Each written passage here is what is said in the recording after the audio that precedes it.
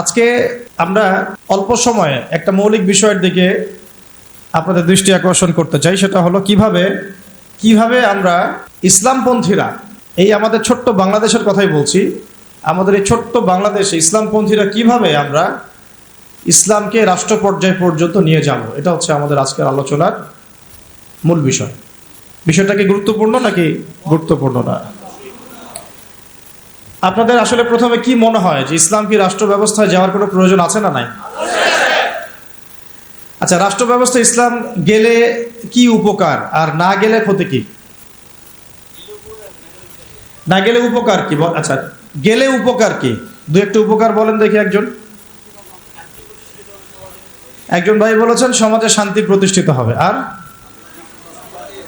আস্তে আস্তে একজন বলেন।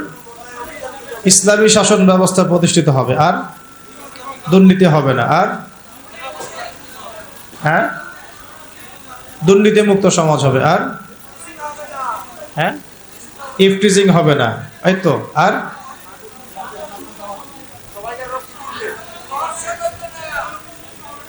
কোন কোরআন হাদিসের বাইরে কোনো বিধান থাকবে না। আচ্ছা, সকল ধর্মের অধিকার নিশ্চিত হবে। কত? হ্যাঁ, রাষ্ট্রের উন্নতি হবে, নামাজ কায়েম হবে, মাশাআল্লাহ। আর যাকাত প্রতিষ্ঠিত হবে, ইসলামী সমাজ বিনির্মাণ হবে। আচ্ছা, এখন বলেন দেখি, ইসলামী রাষ্ট্র ব্যবস্থা না থাকলে আমাদের ক্ষতি কি? হ্যাঁ, ইহুদি খ্রিস্টানের দালালি করতে হবে, আনুগত্য করতে হবে। আর ভারতের দাসত্ব করতে হবে, দুর্নীতি মুক্ত করা যাবে না, পাপাচার বেড়ে যাবে, জুলুম বেড়ে যাবে। আর হ্যাঁ, আমাদের ঈমান আমল তারা ধ্বংস করবে, নষ্ট করবে। আর কোরআনের কথা খোলামেলা বলা যাবে না। জি, পথভ্রষ্ট তো হবেই। আর কোনো? তার মানে আমি বুঝলাম যে আপনারা ইসলামী রাষ্ট্র ব্যবস্থা সম্পর্কে চিন্তা ভাবনা করেন তো নাকি? এখন আমাকে একটা উত্তর দেন যে এই যে ফজিলতগুলো আপনি বললেন আর এই যে ক্ষতিগুলো আমরা জানলাম, এগুলো কি বিগত 50 বছরে মানুষ জানে নাই? জানলে পরে কেন এখন পর্যন্ত ইসলাম রাষ্ট্র ব্যবস্থায় যায় নাই? এটা গুরুত্বপূর্ণ প্রশ্ন না? এটা একটা গুরুত্বপূর্ণ প্রশ্ন না? আমরা তো জানি যে আসলে ইসলামী রাষ্ট্র ব্যবস্থা থাকলে এই ফজিলত হবে, আর না থাকলে এই বড় বড় ক্ষতিগুলো হবে। এটা জানার পরেও কেন আজ পর্যন্ত আমরা ওই জায়গায় যেতে পারলাম না কেন? কি মনে হয় আপনাদের? একটা করে কারণ বলেন দেখি, কেন পারলাম না আমরা? একজন একজন করে বলেন, সবাইকে সুযোগ। ইমানি শক্তি দুর্বল, একতা নাই। মাশাআল্লাহ, ছোট একটা ছেলে অনেক বড় একটা কথা বলেছে, একতা নাই। তারপরে দ্বীনি শিক্ষার অভাব, ভেরি গুড। তারপরে দুনিয়াবি, হ্যাঁ, প্রযুক্তিগত শিক্ষারও কিছু অভাব আছে। তারপরে লোভ, কিসের? ক্ষমতা। আচ্ছা, দুনিয়ার লোভ। আর বলেন, একটা মৌলিক কথাই তো বললেন না। প্রযুক্তির অভাব, ব্যক্তিগত জীবন ইসলামের অভাব, মৌলিক কিছু কথা অবশ্য আসছে না। যে আরো সুযোগ দিচ্ছি, বলেন দেখি। কোরআন শিক্ষার অভাব, জীবনী দাঁড়িয়েছেন, বলেন। ভোগবাদিতা। আর আচ্ছা, অনেক কারণ আছে, যাক আমি কারণগুলো বলবো, আপনাদের কাছ থেকে শুনছি আপনাদের অবজারভেশনটা কেমন। আমাদের যে একজন আদর্শ নেতা নাই, এটা তো বললেন না কেন? হ্যাঁ, একজন যিনি দিন প্রতিষ্ঠা করবেন বা যারা দিন প্রতিষ্ঠা করবেন রাষ্ট্রীয় পর্যায়ে, একজন লিডার তো লাগবে নাকি? নেতা না থাকলে কি, আমির না থাকলে কি ইমারা আসে নাকি? তখন কি সামউত আর বিষয় আসবে কিনা? তো তখন তো বায়াতও আসছে না। তো এইগুলো না থাকলে তো আবার ইকামতে দিনও হচ্ছে না রাষ্ট্রীয় পর্যায় পর্যন্ত। আচ্ছা, আমরা প্রথমে আগে আলোচনা করি যে খুব সংক্ষিপ্ত করে আর কি, ইসলামী রাষ্ট্র ব্যবস্থা এটা বলতে আগে কি বোঝায়। ঠিক আছে, একটা করে পয়েন্ট খুব অল্প করে বলবো, মনোযোগ ধরে রাখতে হবে। আর আশেপাশে অন্য ভাইকে ডিস্টার্ব করবেন না, অল্প সময়, বেশি সময় নিব না ইনশাআল্লাহ আপনাদের সাথে। এক নাম্বার কথা হচ্ছে আমাদেরকে আগে বুঝতে হবে ইসলামী রাষ্ট্র কি আর অন ইসলামিক রাষ্ট্র কি। ঠিক আছে, উত্তর অল্প করে বুঝি। ইসলামী রাষ্ট্র বলতে এটা বোঝায় না যে একটা রাষ্ট্রের বেশিরভাগ মানুষ মুসলিম, এটাই ইসলামী রাষ্ট্রের সংজ্ঞা নয়। কথাগুলো বোঝার চেষ্টা করেন। আপনারা এখন এগুলো ফোনে নোট করতে পারেন, ফোনের মধ্যে নোট করতে পারেন, ছবি তুলবেন না, ফোনে নোট করতে পারেন।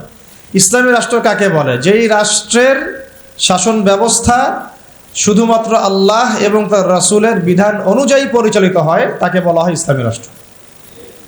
কি বললাম বলেন? ইসলামী রাষ্ট্র কাকে বলে? যেই রাষ্ট্রের শাসন ব্যবস্থা, মানে শাসন ব্যবস্থা বলতে রাজনীতি, অর্থনীতি, সমাজনীতি, শিক্ষানীতি, সংস্কৃতি এবং বাকি যত ক্ষেত্র আছে, প্রতিটা ক্ষেত্র যখন আল্লাহ এবং তার রাসূলের বিধান মাফিক পরিচালিত হবে তখন তাকে বলা হবে ইসলামী রাষ্ট্র ব্যবস্থা বা ইসলামী হুকুমত বা ইসলামী শাসন ব্যবস্থা। যদি একটা রাষ্ট্রের মধ্যে বেশিরভাগ মানুষ মুসলমান হয়, যেমন আমাদের রাষ্ট্র, বেশিরভাগ মানুষ কি মুসলিম না মুসলিম? কিন্তু সেই রাষ্ট্রে আল্লাহ পাকের বিধান বাস্তবায়িত না হয়, তাহলে আমরা সেটাকে ইসলামী রাষ্ট্র বলতে পারি না, সেটাকে আমরা বলতে পারি মুসলিম প্রধান দেশ। কি বলতে পারি? যেমন বাংলাদেশ একটা মুসলিম প্রধান দেশ, এটা ইসলামী রাষ্ট্র ব্যবস্থার দিকে এখনো যায়নি। আবার কোন একটা রাষ্ট্র যেখানে মুসলিমরা সংখ্যাগরিষ্ঠ নয়, মুসলিমরা সংখ্যাগরিষ্ঠ নয়, তারপরেও সেই রাষ্ট্রের মধ্যে আল্লাহর বিধান বাস্তবায়িত আছে, সেটা বলবো আমরা ইসলামী রাষ্ট্র। বুঝতে পারছি কথা? যেমন হচ্ছে মদিনা রাষ্ট্র। কোন রাষ্ট্র? নবী সাল্লাল্লাহু আলাইহি ওয়াসাল্লামের সেই মদিনা রাষ্ট্র। সেই মদিনা রাষ্ট্রে মুসলিমরা ছিলেন, আনসার সাহাবীরা ছিলেন, মুহাজির সাহাবীরা ছিলেন। আনসার সাহাবীদের দুইটা গোত্র ছিল, আওস এবং খাজরাজ। অনেকে জানেন, অনেকে হয়তো জানেন না, জেনে নেন। আনসার সাহাবীদের দুইটা গোত্র ছিল, একটা আওস এবং একটা খাজরাজ। তাদেরকে বলা হতো আনসার সাহাবী, যারা মক্কার হিজরতকারী সাহাবীদেরকে আশ্রয় দিয়েছিলেন, তাদেরকে কি বলা হয়? আনসার সাহাবী। আর মুহাজির সাহাবী কারা? যারা মক্কা থেকে হিজরত করে মদিনায় গিয়েছেন। তো আনসার এবং মুহাজিরদেরকে নিয়ে নবী সাল্লাল্লাহু আলাইহি ওয়াসাল্লাম একটা ভ্রাতৃত্বের বন্ধন, ঐক্যের বন্ধন গড়েছেন। এছাড়াও মদিনায় কিন্তু আরো অনেক মানুষ থাকতো, যেমন ইহুদিদের তিনটা গোত্র থাকতো সেখানে, বনু কুরাইজা, বনু কাইনুকা, বনু নাজির। আবার পৌত্তলিকরাও থাকতো সেখানে, কিছু খ্রিস্টানও ছিল, কিছু মূর্তি পূজারীও সেখানে থাকতো, বা আরো কিছু বিধর্মী মানুষও সেখানে থাকতো। মুসলিমরা কিন্তু সংখ্যাগরিষ্ঠ ছিল না, মুসলিমরা সংখ্যাগরিষ্ঠ কিন্তু ছিল না। হবে হয়তো 50-50 পার্সেন্টেজ, হবে হয়তো 50% তাদের, 50% আমাদের, অথবা তাদের 40% আমাদের 60%, অথবা আমাদের 60% ওদের 40%। কিন্তু এমন ছিল না যে আমাদের দেশের মতো 90% মুসলিম, এমন ছিল না মদিনার অবস্থা, এমন ছিল না মদিনার অবস্থা। আমি কি বুঝাতে পারছি ভাই? মদিনার হালতটা কিন্তু আমাদের দেশের মতো এরকম ছিল না যে 90% মুসলিম মদিনায়, বাকি সব অমুসলিম, এমন না। বরং হয়তো 50-50 বা 60-40 বা 40-60। তারপরেও মদিনা রাষ্ট্রে যেহেতু আল্লাহ এবং তার রাসূলের বিধান দ্বারা সেই রাষ্ট্র পরিচালিত হয়েছে, এই জন্য আমরা মদিনা রাষ্ট্রকে বলি একটা প্রথম ইসলামিক রাষ্ট্র। মদিনা রাষ্ট্র কি ইসলামিক রাষ্ট্র ছিল, নাকি গণতান্ত্রিক, সেকুলার বা আমাদের মতো এই মানবরচিত সংবিধানে চলেছে? কোনটা? বুঝে কথা বলেন। মদিনা রাষ্ট্র কি আল্লাহ এবং তার রাসূলের বিধান অনুযায়ী চলেছে? চলে নাই? নাকি গণতন্ত্র দিয়ে চলেছে, ধর্মনিরপেক্ষতা দিয়ে চলেছে, নাকি কমিউনিজম দিয়ে চলেছে, জাতীয়তাবাদ দিয়ে চলেছে, নাকি মানব রচিত সংবিধান দিয়ে চলেছে? কোনটা? এতটুকু তো জ্ঞান আমাদের থাকা উচিত। মদিনা রাষ্ট্র চলেছে আল্লাহ এবং তার রাসূলের বিধান মোতাবেক, যদিও সেখানে আমরা সংখ্যাগরিষ্ঠ নই, তারপরেও বিধান চলেছে কার? আল্লাহ। এই কারণে মদিনা হচ্ছে একটা ইসলামী রাষ্ট্র। কিন্তু পক্ষান্তরে বাংলাদেশের দিকে যদি আমরা তাকাই, এখানে যদিও আমরা 90% মুসলিম, কিন্তু এই দেশটা শাসিত হচ্ছে সেই 70-80-100 বছর থেকে মানব রচিত সংবিধান দিয়ে। এখানে আল্লাহর বিধান বাস্তবায়িত হচ্ছে না, আল্লাহর হুদুদ, আল্লাহর কিসাস, এগুলো বাস্তবায়িত হচ্ছে না, শরিয়া আইন বাস্তবায়িত হচ্ছে না। পক্ষান্তরে তথাকথিত গণতন্ত্র, ধর্মনিরপেক্ষতাবাদ, কমিউনিজম, জাতীয়তাবাদ, এইসব মতবাদগুলো, পশ্চিমা মতবাদগুলো দিয়ে এই দেশ শাসিত হচ্ছে। এই কারণে আমরা এই দেশে সংখ্যাগরিষ্ঠ মুসলিম হলেও এই রাষ্ট্রটাকে আমরা বলতে পারি না যেটা একটা ইসলামিক রাষ্ট্র। বুঝতে পেরেছি? আচ্ছা, তাহলে পার্থক্য বুঝলাম, সংজ্ঞাও জানলাম। ইসলামী রাষ্ট্র কাকে বলে? বলেন এখন। যেই রাষ্ট্র আল্লাহ এবং তার রাসূলের বিধান দ্বারা পরিচালিত হয় তাকে বলা হয় ইসলামী রাষ্ট্র। তাহলে আপনারা নিজেরাই বুঝতে পারবেন যে আমরা আসলে কোন জায়গায় আছি। আমরা কি আদৌ ইসলামী রাষ্ট্রে আছি? আমরা মুসলিম প্রধান দেশে বাস করি। আমরা মুসলিম প্রধান দেশে বাস করি। এখন একটা হাস্যকর কথা শুনেন। হাস্যকর কথা হচ্ছে, ধরেন যে আমার একটা বাড়ি আছে, তো এই বাড়িতে আপনাদের সবারই তো বাড়ি ঘর আছে, তো যার যার বাড়ি সেখানে তার হুকুম চলে না, নাকি আপনার বাড়ি আমার হুকুম চলে? কোনটা? বাড়ি যার হুকুম তার চলে না? আচ্ছা, এখন ধরেন যে আমরা 10 ভাই একটা এলাকার মধ্যে আছি। এই 10 ভাইয়ের যে মতবাদ বা আদর্শ বা যে মন্তব্য, যেটা মাশওয়ারা রায়, অন্যদের উপরে সেটা প্রাধান্য পাবে না। আমার বাসায় আমার বাসায় 10 ভাই নিয়ে আছি, ধরেন আমরা সবাই 10 ভাই, মায়ের পেটের ভাই বা ইমানি ভাই, আর বাকি আছে কিছু অল্প কিছু মানুষ, 2 জন 3 জন 4 জন, এরা কেউ বিধর্মী, কেউ অন্য মতবাদের। তো এইখানে যখন কোনো রায় নিব বা যখন কোনো ফলাফল প্রতিষ্ঠা করব, তখন আমরা কার রায় নিব? ওই 10 ভাইয়ের রায় নিব নাকি ওই 2-4 জনের রায় নিব? স্বাভাবিকভাবে ওই 10 ভাইয়ের রায় প্রাধান্য পাবে, যেহেতু আমি এখানে সংখ্যাগরিষ্ঠ, তাই তো?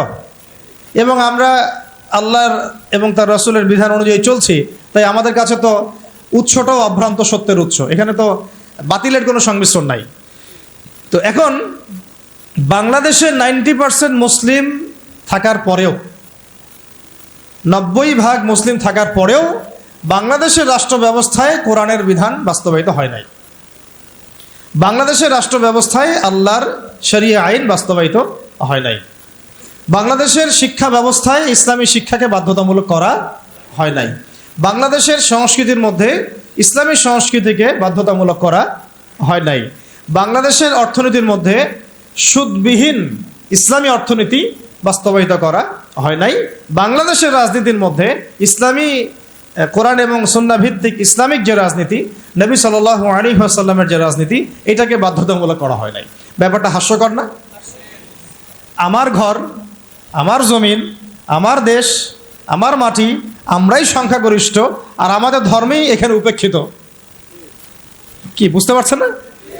ঘর আমার, বাড়ি আমার, এলাকা আমার, আমরা মুসলিম, সংখ্যাগরিষ্ঠ আমরা, তারপরেও আমাদের দেশে আল্লাহ এবং তার রাসূলের আইন বাস্তবায়িত হয় নাই। সংবিধানের মধ্যে ইসলাম স্থান পায় নাই। রাষ্ট্রধর্ম ইসলাম হবে কিনা ভোটাভুটি করতে হয়, সংবিধানে বিসমিল্লাহ থাকবে কিনা ভোটাভুটি করতে হয়। সুবহানাল্লাহ, আস্তাগফিরুল্লাহ, লা হাওলা ওয়ালা কুওয়াতা ইল্লা বিল্লাহিল আলিয়্যিল আযীম। তাহলে দেখেন, চিন্তা করেন কত বড় ধোঁকাবাজি, কত বড় প্রতারণা আমাদের সাথে। 90% মুসলিম আমি, তাহলে তো আমার কথা এখানে দাপটের সাথে মানতে হবে নাকি? কথা তো খুব সিম্পল। আমার জায়গা, আমার জমি, আমার দেশ, আমার বাড়ি, আমার জাতি, আমরা মুসলিম, তাও আবার সংখ্যাগরিষ্ঠ, তারপরে আমরা দাসত্ব করতেছি পশ্চিমাদের। তারপরেও রাজনৈতিক ক্ষেত্রে আমরা দাসত্ব করতেছি পশ্চিমা তথাকথিত গণতন্ত্রের, আব্রাহাম লিঙ্কন যে ধর্মের প্রবক্তা আর কি, তারপরে কমিউনিজমের, তারপরে সেকুলারিজমের, ধর্মনিরপেক্ষতাবাদের, জাতীয়তাবাদের, এইসবের দাসত্ব করতেছি আমরা। আমরা আবার অর্থনৈতিক জীবনে এসে সুদের দাসত্ব করতেছি, নাউযুবিল্লাহ। আমরা আবার শিক্ষাক্ষেত্রে এসে সেকুলার শিক্ষা ব্যবস্থার দাসত্ব করতেছি। সমাজ ব্যবস্থায় এসে যত রকম কুফরি, শিরক এবং জাহালাত, এগুলোর দাসত্ব করতেছি। আমরা আবার ব্যক্তি জীবনে এসে দেখা যাচ্ছে, ব্যক্তি জীবনে এসে কেউ কেউ ধর্ম পালন করছি, তাও সেটা মসজিদের ভিতরে, হয়তো নামাজ, রোজা, হজ, যাকাত, তাসবিহ, তাহলিল, জিকির, আজকার, এইটুকু সীমাবদ্ধ। কিন্তু ইসলামকে যখন আমরা বলছি ইসলাম শিক্ষায় থাকবে, সমাজে থাকবে, সংস্কৃতিতে থাকবে, অর্থনীতিতে থাকবে, রাজনীতিতে থাকবে, তখন তারা আমাদেরকে আবার বলছে আমরাই জঙ্গি, সন্ত্রাসী, মৌলবাদী। কত বড় প্রতারণা আমাদের সাথে করা হচ্ছে বা হয়েছে, এটা কি বুঝতে পারছেন কিনা? সবাই বুঝবেন এই কথাগুলো, আমি জানি। যাদের বোঝার তারা বুঝেন, তারা বুঝলেই হবে আর কি। কারণ বাংলাদেশে ইসলামী শাসন ব্যবস্থা গরু ছাগল দিয়ে হবে না। বুঝাতে পারছে কিনা? এটা মানে খুব উঁচু লেভেলের একটা ইবাদত। এই কারণে দেখা যাবে এটা প্রতিষ্ঠিত করার জন্য খুব বুদ্ধিদীপ্ত প্রজন্ম লাগবে আর কি। বুদ্ধিদীপ্ত একটা তরুণ প্রজন্ম লাগবে, এবং ওলামায়ে কেরামের সোহবত, দুটো একসাথে যখন হবে ইনশাল্লাহ হয়ে যাবে। চল, তাহলে ইসলামী রাষ্ট্র ব্যবস্থা কাকে বলে এটা বুঝলেন, এবং আমাদের সাথে কি ধোঁকাবাজি হয়েছে এটা বুঝলেন। এখনো দেখেন, এখন যদি আপনারা বলেন যে আমরা সবাই ইসলামী রাষ্ট্র ব্যবস্থা চাই, একটা গণভোটের আয়োজন করা হোক, দেখা যাক কারা কারা ইসলামের পক্ষে ভোট দেয়। ঠিক আছে, দেখবেন যদি 80% মানুষও ভোট দেয় যে হ্যাঁ আমরা ইসলামের পক্ষে আছি, আমরা ইসলামী শাসন ব্যবস্থা চাই, আমরা চাই দেশের মধ্যে আল্লাহর বিধান বাস্তবায়িত হোক, ওই যে 20% মানুষ যারা চায় না, ওদের মতটাই প্রাধান্য পাবে এই সিস্টেমের মধ্যে, তারা আমাদের মতকে প্রাধান্য দিবে না। আর যদিও কেউ দিতে চায়, তখন দেখা যাবে ভারত, ইসরায়েল, আমেরিকা, পশ্চিমা শক্তি এগুলো আমাদের উপর আক্রমণ করে বসবে। তো এই যে একটা ধোঁকাবাজি, এই যে একটা প্রতারণা আমাদের সামনে চলছে, এইখান থেকে জাতিকে বের করতে হবে। কথা হবে একটাই, যে জমিন আল্লাহর, বিধান চলবে। এই জমিন কার? এই জমিন আল্লাহর। আমি আল্লাহর বান্দা, আমি আল্লাহর দিন পালন করি, আমি আল্লাহর রাসূল মুহাম্মদ সাল্লাল্লাহু আলাইহি ওয়াসাল্লামকে অনুসরণ করি। এই জমিনে মুসলিমদের মধ্যে শরিয়া চলবে, বিধান চলবে কার? আল্লাহর। সোজা কথা। আর যাদের এটাতে অ্যালার্জি হয়, তারা কোথায়? জাহান্নামে গিয়ে মরে মরক। এইটা নিয়ে আমাদের কোনো আফসোস নাই, আপত্তি নেই। হ্যাঁ, তারা যদি ভালোই ভালোই মেনে নেয় তো আলহামদুলিল্লাহ, না মানলে আমরা দাওয়াতের কাজ তো করতে থাকবোই। আর যদি তারা আমাদের উপর জুলুম করতে আসে, আমরাও প্রতিবাদের ভাষা বেছে নেব ইনশাআল্লাহ। কারণ বিপ্লব বা অভ্যুত্থান কখনো কনফ্লিক্ট ছাড়া হয় না। এর প্রমাণটা আমাদের ছাত্র ভাইরাই দেখাই দিয়েছে। একটা আদর্শকে যদি আপনি রাষ্ট্র পর্যায় পর্যন্ত নিতে চান, সবসময় শুধু দাওয়াতের মেহনত দিয়ে যথেষ্ট হবে না, অনেক সময় প্রতিবাদের ভাষারও প্রয়োজন আছে। এবং প্রতিবাদের ভাষায় কথা বললে যে কাজ হয়, এইটা তো জুলাই মাসে এর প্রমাণ বহন করছে না? এখন যারা জুলুম করেছে ছাত্র ভাইদের উপরে, এবং ছাত্র ভাইরা যখন এটাকে প্রতিবাদ করেছে, তার একটা দাবি নিয়ে যখন, এক দফা দাবি নিয়ে যখন রাস্তায় নেমেছে, তখন আমরা কি ছাত্র ভাইদেরকে বলেছিলাম যে ছাত্র ভাইরা জঙ্গি? বুকে হাত দিয়ে বলেন তো, কেউ কি বলেছে এই ছাত্র ভাইরা সন্ত্রাসী, এই ছাত্র ভাইরা উগ্র? বলেছে কেউ? কেউ যদি বলে থাকেও, এই কথাটা কি সঠিক হবে না ভুল? এই কথাটা কি ইনসাফ হবে না জুলুম? বরং এই ছাত্র ভাইরা ছিল মাজলুম, তাদেরকে নির্বিচারে গুলি করে হত্যা করা হয়েছে। এর পরবর্তীতে তারা এই পদক্ষেপ নিয়ে রাস্তায় নেমেছে। প্রথমে তো তারা নামে নাই, নেমেছিল না। তো এখন একটা বিষয় খেয়াল করে দেখেন, গণতান্ত্রিক পদ্ধতিতে এইরকম কনফ্লিক্টগুলোকে কিন্তু আমরা জঙ্গিবাদ, সন্ত্রাসবাদ এগুলো বলি না। বলি? এই গণতান্ত্রিক পদ্ধতিতে এই ধরনের কনফ্লিক্টগুলোকে, এই যে কনফ্লিক্ট বুঝেন কিনা, কনফ্লিক্ট মানে এই যে সংঘর্ষগুলা, এগুলোকে কিন্তু আমরা জঙ্গিবাদ, সন্ত্রাসবাদ, মৌলবাদ বলছি না। কিন্তু এই ছাত্র ভাইদের জায়গায় যদি রাস্তায় আমি, আপনি, ওলামায়ে কেরাম থাকতাম, তাহলে আমাদেরকে তারা বলতো এরা মৌলবাদী, জঙ্গি এবং সন্ত্রাসী। ধোঁকাবাজি বুঝতে পারছেন? ঠিক এই ঘটনাটাই ঘটেছিল শাপলা চত্বরে। এরকমই ঘটনা। ওই সময় তো ছাত্র ভাইয়েরা আমাদের সাথে ওইভাবে ছিলেন না, ছিল শুধু ওলামায়ে কেরাম এবং তুল্লাব যারা, তারা ছিলেন। কথা হচ্ছে, তখন কিন্তু আমাদেরকে জাতির সামনে এবং পুরো বিশ্ব মিডিয়া উপস্থাপন করা হলো যে এরা উগ্র, এরা জঙ্গিবাদী, এরা সন্ত্রাসী, তাই না? বহুজনের ঘাড়ে 10টা-20টা করে মামলা ঝুলা দেওয়া হলো, কত ভাইকে শাপলা চত্বরে নির্মমভাবে গুলি করে হত্যা করা হলো। তো এই যে বিষয়গুলো, ইসলামকে কিভাবে তারা সমাজ থেকে সংকীর্ণ করে, এটা আপনাদেরকে বুঝতে হবে। যখন ইসলামের প্রশ্ন আসে, তখন তারা আমাদের উপর এমন জুলুমের স্টিম রোলার চালায় যেটা আবু জেহেলও করে নাই। কিন্তু গণতান্ত্রিক পদ্ধতিতে যখন তারা কোনো কনফ্লিক্টে যায়, তখন তারা কিন্তু এটাকে জঙ্গিবাদ, সন্ত্রাসবাদ বলছে না। বরং আমরা বলছি ছাত্র ভাইরা সাহসিকতার পরিচয় দিয়েছেন এবং তারা ছিলেন এখানে সবচেয়ে হকপন্থী। তারা হকপন্থী ছিলেন না বিপরীত পক্ষ হকপন্থী ছিল? তো এখন হকের তো বিজয় হলো, এটাও তো দেখলাম। আর বিজয়ের সময় কি তারা শুধু দাওয়াত দিয়েছে? যখন তাদেরকে মেরেছে, তারা কি বলেছে ভাই আর মারিয়েন না, আল্লাহর রাস্তায় আর মারিয়েন না? নাকি তারাও দুই একটা লাঠিসোঁটা নিয়ে প্রতিবাদ করেছে? কোনটা? আর এই প্রতিবাদটাই যদি আবুধ আদনান করতে যাইতো, তাহলে সমস্যা ছিল। এই প্রতিবাদটাই যদি আমাদের ওলামায়ে কেরাম করতেন, তাহলে সমস্যা ছিল। এই প্রতিবাদগুলো যদি আমরা বেশি না, ওই যে কুরবানির জবাই করা ছুরিগুলো নিয়ে বের হইতাম, তাহলে অবস্থা খারাপ ছিল। অস্ত্র শস্ত্র তো না, এগুলি কি অস্ত্র? সবার বাসায় আছে না কুরবানির গরু জবাই করা ছুরি? তারা বের হয়েছে কি নিয়ে? সাউন্ড গ্রেনেড নিয়ে, মেশিন গান নিয়ে, AK-47 নিয়ে শুয়ে শুয়ে গুলি করতেছে আর বলতেছে যে 5টারে মারলাম, 10টারে মারলাম। ভিডিওগুলো দেখেন নাই? তো এর বিপরীতে ছাত্র ভাইরা কি নিয়ে বেরোছে? লাঠি সোটা, ইটপাট কেলেই তো। এই তো, এমনকি ওই যে আপার অনুসারী যারা ছিল, তারা যে অস্ত্রশস্ত্রগুলো নিয়ে শোডাউন করেছিল আর কি, সেগুলো কি ছাত্র ভাইদের কাছে ছিল কি? ছিল না। এমনকি মেয়েদেরকেও মার খেতে হয়েছে, তাই না? কথা হচ্ছে, এর এর যদি 10% ওলামায়ে কেরাম কেউ করত, তাহলে সারা দুনিয়া জুড়ে একটা ইস্যু তৈরি করা হতো যে বাংলাদেশ একটা মৌলবাদী রাষ্ট্র হয়ে গেছে। আপনাদেরকে বিশ্বের এই দাজ্জালীয় সভ্যতার এই ষড়যন্ত্রগুলো বুঝতে হবে, দাজ্জালীয় সভ্যতার বৈশ্বিক এই ষড়যন্ত্রগুলোকে বুঝতে হবে। এই সমস্যাটা শুধু আমাদের আঞ্চলিক সমস্যা না, এটা একটা বৈশ্বিক সমস্যা। যখনই মুসলিমদের উপর জুলুম হয়, মুসলিমরা যদি মার খায়, মার খাওয়া অবস্থাতেও তাদেরকে বলা হয় সন্ত্রাসী জঙ্গি। আর যদি তারা প্রতিবাদের ভাষা বেছে নেয়, তাহলে তো সারা বিশ্ব মিডিয়া ফলাও করে প্রচার করে যে এই মুসলিমরা জঙ্গি, সন্ত্রাসী, এরা উগ্রবাদী, এরা রাষ্ট্রে অস্থিতিশীলতা সৃষ্টি করতে চায়, এদেরকে রাষ্ট্র থেকে হটাও, এদেরকে গুম করো, এদেরকে খুন করো, এদেরকে ক্রসফায়ারে দিয়ে দাও। এইভাবেই জুলুম করা হয়েছে আমাদের সাথে বিগত প্রায় 50 বছর থেকে। তাই নামকা ওয়াস্তে শুধু মুসলিম রাষ্ট্র না, আমরা চাই একটা পরিপূর্ণ ইসলামী রাষ্ট্র।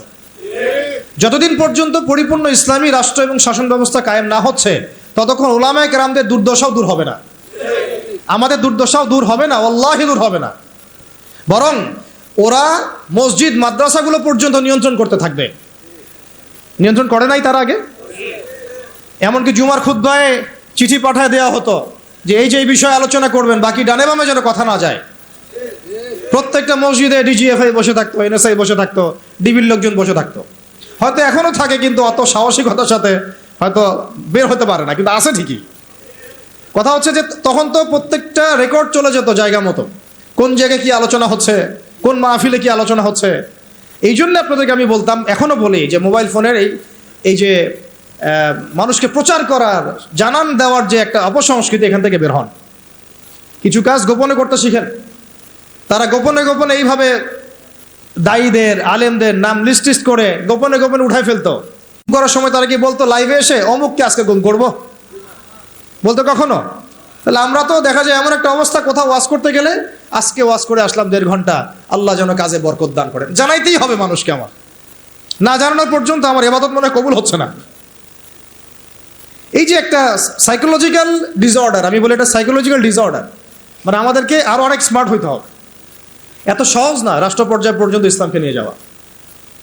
আমাদের ভিতরে ভিতরে কাজ করতে হবে, গোপনে গোপনে কাজ করতে হবে। নবী সাল্লাল্লাহু আলাইহি ওয়াসাল্লাম প্রথম 3 বছর গোপনে দাওয়াত দিয়েছেন। কত বছর?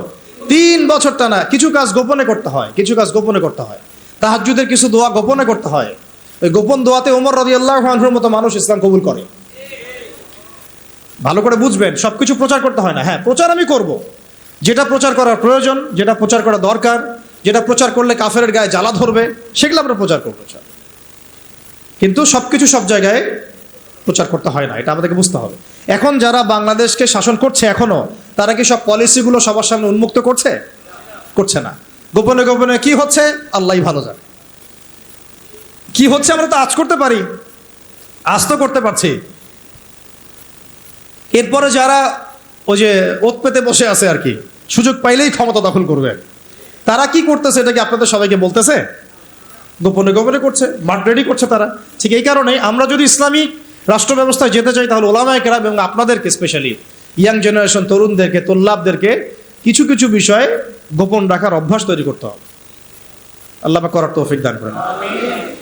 তো একটা তো সংজ্ঞা বুঝলাম যে ইসলামী রাষ্ট্র ব্যবস্থা কাকে বলে। এখন দ্বিতীয় পয়েন্টে আসেন, ইসলামী রাষ্ট্র ব্যবস্থা নতুন কোনো বিষয় নাকি প্রাচীন কোনো বিষয়, এটাতে আসি না। তারা আবার বলবে যে এটা নতুন কোন একটা মতবাদ নিয়ে আসতেছে এরা, বিশ্বের বুকে আমরা তো এগুলো দেখি নাই আগে।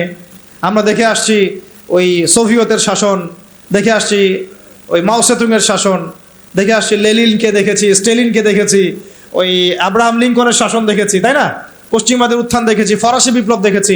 এরা আবার কি বলে ইসলামী শাসন, ইসলামী খেলাফা, ইসলামী শরিয়া এটা প্রতিষ্ঠা করতে চায়।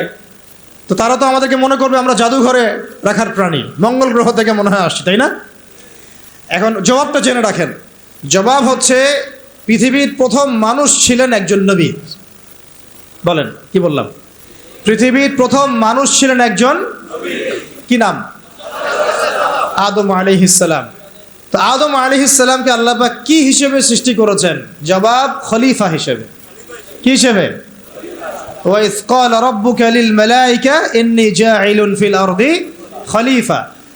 স্মরণ করুন হে নবী সেই সময়ের কথা যখন আমি ফেরেশতাদেরকে বলেছিলাম যে আমি পৃথিবীতে আমার খলিফা পাঠাতে চাই। সুবহানাল্লাহ। আমরা দুনিয়াতে কার খলিফা? খলিফা মানে কি সেটাও আমাদের জানা উচিত। ঘুম পাচ্ছে? ঘুম পাচ্ছে কি? একটু জেগে থাকেন। এরকম বহু রাতের পর রাত না ঘুমায় কাটাতে হবে, তারপরে দিন কায়েম হবে। এমন আমার তো মনে হয় বিগত 3-4 বছরে আমরা 4 মাসও টানা রাত্রেবেলা মনে হয় শান্তিতে ঘুমাই নাই এখন পর্যন্ত। ঠিক আছে, ঘুম কমাতে হবে, পরিশ্রম বাড়াতে হবে, মেহনত বাড়াতে হবে, খাওয়া কমাতে হবে। এরকম ভুঁড়ি বাড়ানো যাবে না, শরীর চর্চা করতে হবে, কসরত করতে হবে। ঠিক আছে, শক্তিশালী হতে হবে মানসিকভাবে, শারীরিকভাবে, ইমানের দিক থেকে, আমলের দিক থেকে। এত দুর্বল হলে চলবে না। বুঝতে পারছি ভাই? সাহাবীদের জীবনীগুলো পড়েন, নবী সাল্লাল্লাহু আলাইহি ওয়াসাল্লাম সিরাতটা পড়েন, দেখেন কিভাবে তারা কষ্ট করেছেন দিনের জন্য, কি পরিমাণ কষ্ট করেছেন। এটা নিয়ে ইনশাআল্লাহ আরেকদিন আলোচনা করব। উহুদের যুদ্ধের ঘটনা যদি পড়েন দেখবেন সাহাবীরা কিভাবে কষ্ট করেছেন, কিভাবে কষ্ট করেছেন। 40টা 50টা তরোয়ারের আঘাত গায়ে নিয়েও নবী সাল্লাল্লাহু আলাইহি ওয়াসাল্লামকে কাঁধে করে উহুদের পাহাড়ে উঠেছেন তালহা রাদিয়াল্লাহু আনহু। নবীজি বলেছেন, তোমরা যদি কোনো জীবন্ত শহীদকে দেখতে চাও এই তালহাকে দেখো, সে বেঁচে আছে কিন্তু শহীদ হয়ে গেছে। সুবহানাল্লাহ। তো সাহাবীদের মতো ওই রকম ত্যাগের মানসিকতা। দিন মানেই কোরবানি। দিন মানে কি? জানের কোরবানি, মালের কোরবানি, সময়ের কোরবানি। হ্যাঁ, একদিন 1 ঘন্টা 2 ঘন্টা বসে থাকলে মানুষের মনে হয় যে বাপরে বাপ কি করে ফেললাম। আমরা এমনও গিয়েছে যে একজন ওস্তাদের সাথে সাক্ষাৎ করার জন্য সারাদিন বসে আছে, ওস্তাদ ব্যস্ত, বের হতে পারছেন না রুম থেকে, একজনের পর একজন, একজনের পর একজন আসছেন। অনেকে তো এমন হয়েছে, আপনি এসো আরবি শিখি কিতাব পড়েছেন না আবু তাইর মির্জা সাহেবের, অনেকে তার সাথে দেখা করতে যায়, সিরিয়াল না পেয়ে বাসা চলে আসে। তিনি এত ব্যস্ত কাজে, উম্মার ফিকির এত বেশি ব্যস্ত কাজ করছেন, তার খাদেম গিয়ে তাকে বলারও সাহস পান না যে একজন দেখা করতে আসছেন আপনার সাথে। তো কুরবানি ছাড়া দিন প্রতিষ্ঠিত হবে না। যাই হোক, যুবক ভাইদেরকে বলছি স্পেশালি শক্তিশালী হইতে হবে, সব দিক থেকে শক্তিশালী হইতে হবে। আল্লাহ পাক তৌফিক দান করেন। এখন আপনাদেরকে আমি বলছিলাম যে দেখুন, প্রথম যে মানুষকে আল্লাহ পাক পৃথিবীতে পাঠিয়েছেন, যিনি একজন নবী, তাকে আল্লাহ পাক খলিফা বলেছেন। কি বলেছেন? খলিফা মানে কি এইটা আপনাদেরকে একটু বলি। সফরে প্রতিনিধি, রাইট? সফরে বের হওয়ার সময় একটা দোয়া পড়ি না আমরা, সুবহানাল্লাযী সাখখারা লানা হাযা ওয়া মা কুন্না লাহু মুকরিনিন ওয়া ইন্না ইলা রাব্বিনা লামুনকালিবুন। এই দোয়াটার একটা অংশ আছে, আল্লাহুম্মা আনতা সাহিবু ফিস সাফারি, আল্লাহ এই সফরে তুমি আমার সাথী, আমার সাহেব, ওয়াল খলিফাতু ফিল আহলি ওয়া মালি, আর আল্লাহ তুমি আমার পরিবারের মানে আহলের এবং মালের খলিফা। সুবহানাল্লাহ। মানে খলিফা মানে আল্লাহ আমি তো বাসায় নাই, আমি তো সফরে বের হয়ে গেলাম, আমার বাসার, আমার আহাল, আমার মালের দেখাশোনাকারী খলিফা, তত্ত্বাবধায়ক এবং প্রতিনিধি হচ্ছে তুমি আল্লাহ। খলিফা মানে কি? যিনি একজনের অবর্তমানে আরেকজনের ওই দায়িত্বটাই পালন করেন। তো যদি আমরা পৃথিবীতে আল্লাহর খলিফা হই, তাহলে এই দুনিয়াতে আমাদের দায়িত্ব কি? আল্লাহর বিধান কায়েম করা না? যদি আমরা আল্লাহর জমিনে আল্লাহর বিধান না কায়েম করি, তাহলে কি আমরা আল্লাহর খলিফা হব না শয়তানের খলিফা হব? বুঝে কথা বলেন। আল্লাহর জমিনে আমরা এসেছি আল্লাহর খলিফা হয়ে। এই পৃথিবীতে আমরা ছিলাম না, ছিলাম জান্নাতে। কোথায়? সেখান থেকে আমাদের বাবা আদম আলাইহিস সালাম, আমাদের মা হাওয়া আলাইহিস সালামকে পাঠিয়ে দেওয়া হলো। কি কারণে পাঠানো হয়েছে এটা তো অন্য আলোচনা, আপনারা তো জানেনই।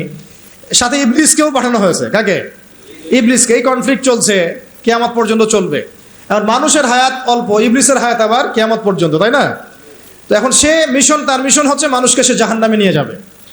আর আদম আলাইহিস সালাম, হাওয়া আলাইহিস সালাম যখন পৃথিবীতে এসেছেন, তখন থেকে নিয়ে এই জমিনে আল্লাহ পাকের খলিফা কারা ছিলেন? আমাদের পিতা, আমাদের মাতা নন? তারপরে তার সন্তান, তার সন্ততি নন?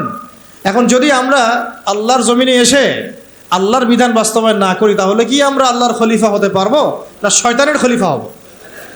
কেউ যদি আল্লাহর জমিনে আল্লাহর নাজ নেয়ামত ভোগ করে শয়তানের দাসত্ব করে, শয়তানের বিধান বাস্তবায়ন করে, সে কি আদৌ আল্লাহর খলিফা না শয়তানের খলিফা? এখন আপনারা আমাকে বলেন, এই পুরো বিশ্ব সিস্টেমে যারা আল্লাহর আকাশের নিচে আল্লাহর বাতাস নিয়ে আল্লাহর রিজিক ভোগ করে, আল্লাহর দেওয়া হায়াত ভোগ করে, হ্যাঁ, আল্লাহর দেওয়া নাজ নেয়ামত ভোগ করে, আল্লাহরই জমিনে আল্লাহর বিধান বাদ দিয়ে শয়তানের, তাগুতের, কাফেরের বিধান বাস্তবায়ন করছে, তারা কি আদৌ আল্লাহর খলিফা? তারা কি আদৌ আল্লাহর খলিফা? আর তাদের ওই সিস্টেমটা কি আদৌ খিলাফা সিস্টেম? হ্যাঁ, যেহেতু তারা খলিফা নন, তাহলে তাদের সিস্টেমও তো খিলাফা সিস্টেম হওয়ার প্রশ্নই ওঠে না। বরং ওই সিস্টেমের নাম আল্লাহ পাক বলেছেন তাগুত। কি নাম? তাগুতি সিস্টেম। কি সিস্টেম? তাগুতি সিস্টেম। তাগুতি সিস্টেম মানে যারা শয়তানের দাসত্ব করে, প্রবৃত্তির দাসত্ব করে, মন গড়া বিধান রচনা করে, এগুলোকে বলা হয় তাগুত। কি বলা হয়? আর এই তাগুতকে আল্লাহ পাক কুফরি করতে বলেছেন। তাগুতের সাথে আমাদেরকে আল্লাহ মুমিনদেরকে বলেছেন তোমরা তাগুতের সাথে কুফরি করো এবং আল্লাহর প্রতি ঈমান নিয়ে আসো। তাগুতের সাথে কুফরি না করে কেউ আল্লাহর প্রতি ঈমান আনতে পারবে না। ফামান ইয়াকফুর বিত-তাগুত ওয়া ইউমিন বিল্লাহ ফাকাদ ইসতামসাকা বিল উরওয়াতিল উসকা, সূরা বাকারার 256 নম্বর আয়াতটা পড়ে দেখেন। আল্লাহ পাক বলেছেন তোমরা যারা তাগুতের সাথে কুফরি করে এবং আল্লাহর প্রতি ঈমান নিয়ে আসে তারা একটা শক্ত হাতল ধরেছে যেটা কখনো ছিন্ন হওয়ার নয়। সুবহানাল্লাহ। তাহলে আমাদের কাজ তাগুতের সাথে কুফরি করা। কুফরি মানে কি? অস্বীকার করা। আমরা কি শয়তানকে স্বীকার করব না অস্বীকার করব? তাগুত এক প্রকার শয়তান, আমরা কি তাকে স্বীকার করব না অস্বীকার করব? তাহলে আল্লাহর জমিনে যারা আল্লাহর বিধান বাস্তবায়ন করছে না তারা কি আল্লাহর খলিফা না তাগুত? তাহলে তাগুতের দাসত্ব করলে আমি গুনাহগার হব না? আমি যদি তাগুতের বাধ্য হয়ে তারা আমার উপর জুলুম করছে, এটা একটা সুরত, আর আমি তাকে নসিহতও করছি না, পরিবর্তনের কোনো চেষ্টাও করছি না, কোনো মেহনতও করছি না, তাহলে কি আমি আল্লাহর কাছে দায়মুক্ত হতে পারবো? বুঝতে পারছি কথা? একটা সুরত তো হচ্ছে কাফের তাগুত অনেক শক্তিশালী, আমাদের উপরে জুলুম করছে, নির্যাতন করছে, ওই মাক্কি যুগের মতো, নবী সাল্লাল্লাহু আলাইহি ওয়াসাল্লাম যখন মক্কায় ছিলেন তখনকার যুগের মতো, সেটা একটা সুরত। তখনও তারপরেও দাওয়াত চলেছে, তাবলিগ চলেছে, হক স্পষ্ট করা হয়েছে, ইজহার করা হয়েছে, মার আসলে সবর করা হয়েছে। এটা তো একটা চেষ্টা ছিল, বিপ্লব ছিল সমাজটাকে পার্থক্য করে দেওয়ার। এখন আমরা যদি সেটাও না করি আর ওই তাগুতকে পরিবর্তনের চেষ্টাও না করি, তাহলে কি আমরা আল্লাহর কাছে কালকে আমাদের মাঠে পার পেয়ে যাবো কি? ওজোর কোনো থাকবে? তাই আমাদের অবশ্যই উচিত ইসলামী রাজনীতিতে অংশগ্রহণ করা। সেটা কোন সুরতে হবে সেটা আলাদা আলোচনা, সেটা কিভাবে হবে সেটা আলাদা আলোচনা, কিন্তু পলিটিক্যাল ভিউ এবং ভিশন থাকতে হবে।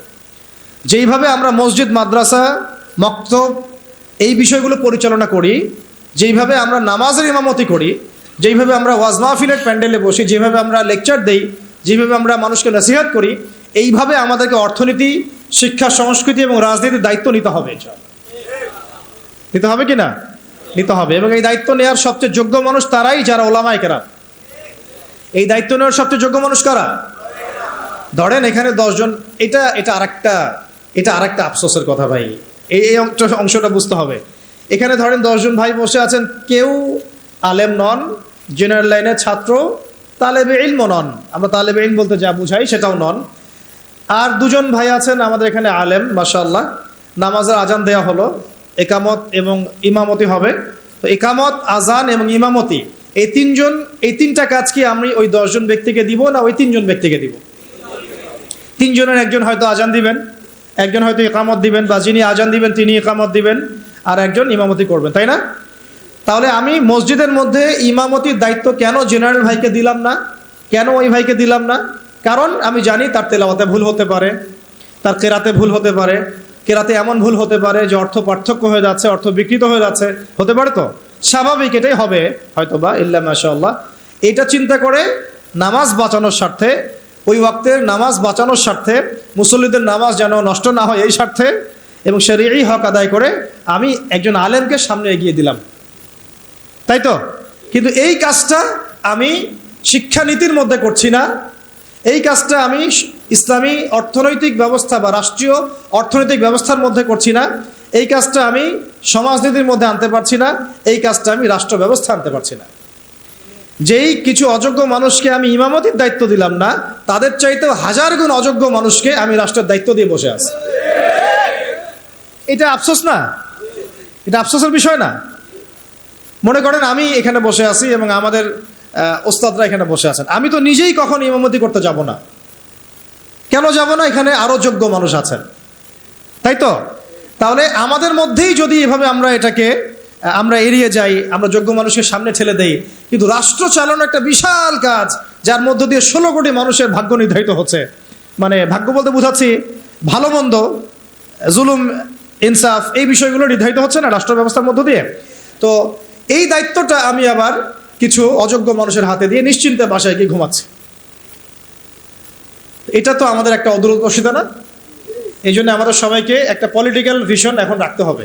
আগে যা হয়েছে, যখন যেটা বুঝি নাই, এখন মসজিদ, মাদ্রাসা, মক্তব যেভাবে আমরা চালাই সাফল্যের সাথে, সেইভাবে আমরা সমাজ চালাবো ইনশাআল্লাহ, সেইভাবে আমরা ইনশাআল্লাহ অর্থনীতিও চালাবো, ইনশাআল্লাহ আজ হোক আর কাল হোক রাষ্ট্র চালাবো ইনশাআল্লাহ।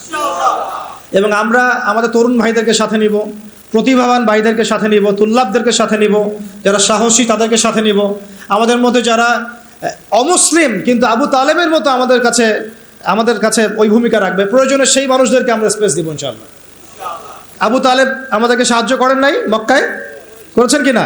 তো যদি অমুসলিমও হয় কিন্তু আবু তালেবের মতো হয় কোনো সমস্যা নাই, কিন্তু অমুসলিম হয়ে যদি আবু জেহেলের মতো হয় সমস্যা আছে। কথা বুঝতে পারছি? তাহলে ইসলামী রাষ্ট্র ব্যবস্থা নতুন কোনো কনসেপ্ট নয়, বরং এটা একটা প্রাচীন কনসেপ্ট। সভ্যতা শুরুই হয়েছে একজন খলিফা দ্বারা, সুবহানাল্লাহ। আর এই মানব সভ্যতার শেষও হবে একজন ইমামুন আদিল খলিফার হাতে। তিনি কে? ইমামুল মাহদি এবং ঈসা আলাইহিস সালাম। তাহলে সভ্যতা শুরু হলো ইসলাম দিয়ে, সভ্যতা শুরু হলো খিলাফা দিয়ে, সভ্যতা শুরু হলো শরিয়া আইন দিয়ে, আর শেষও হচ্ছে একজন ইমামের হাতে, একজন নবীর হাতে এবং ইসলামী খেলাফতের হাতে। তাই না? আপনারা তো জানেনই, এটা তো আমি নতুন করে আর বলার দরকার নাই যে শেষ জামানা ঈসা আলাইহিস সালাম আসবেন। জানেন না এগুলা?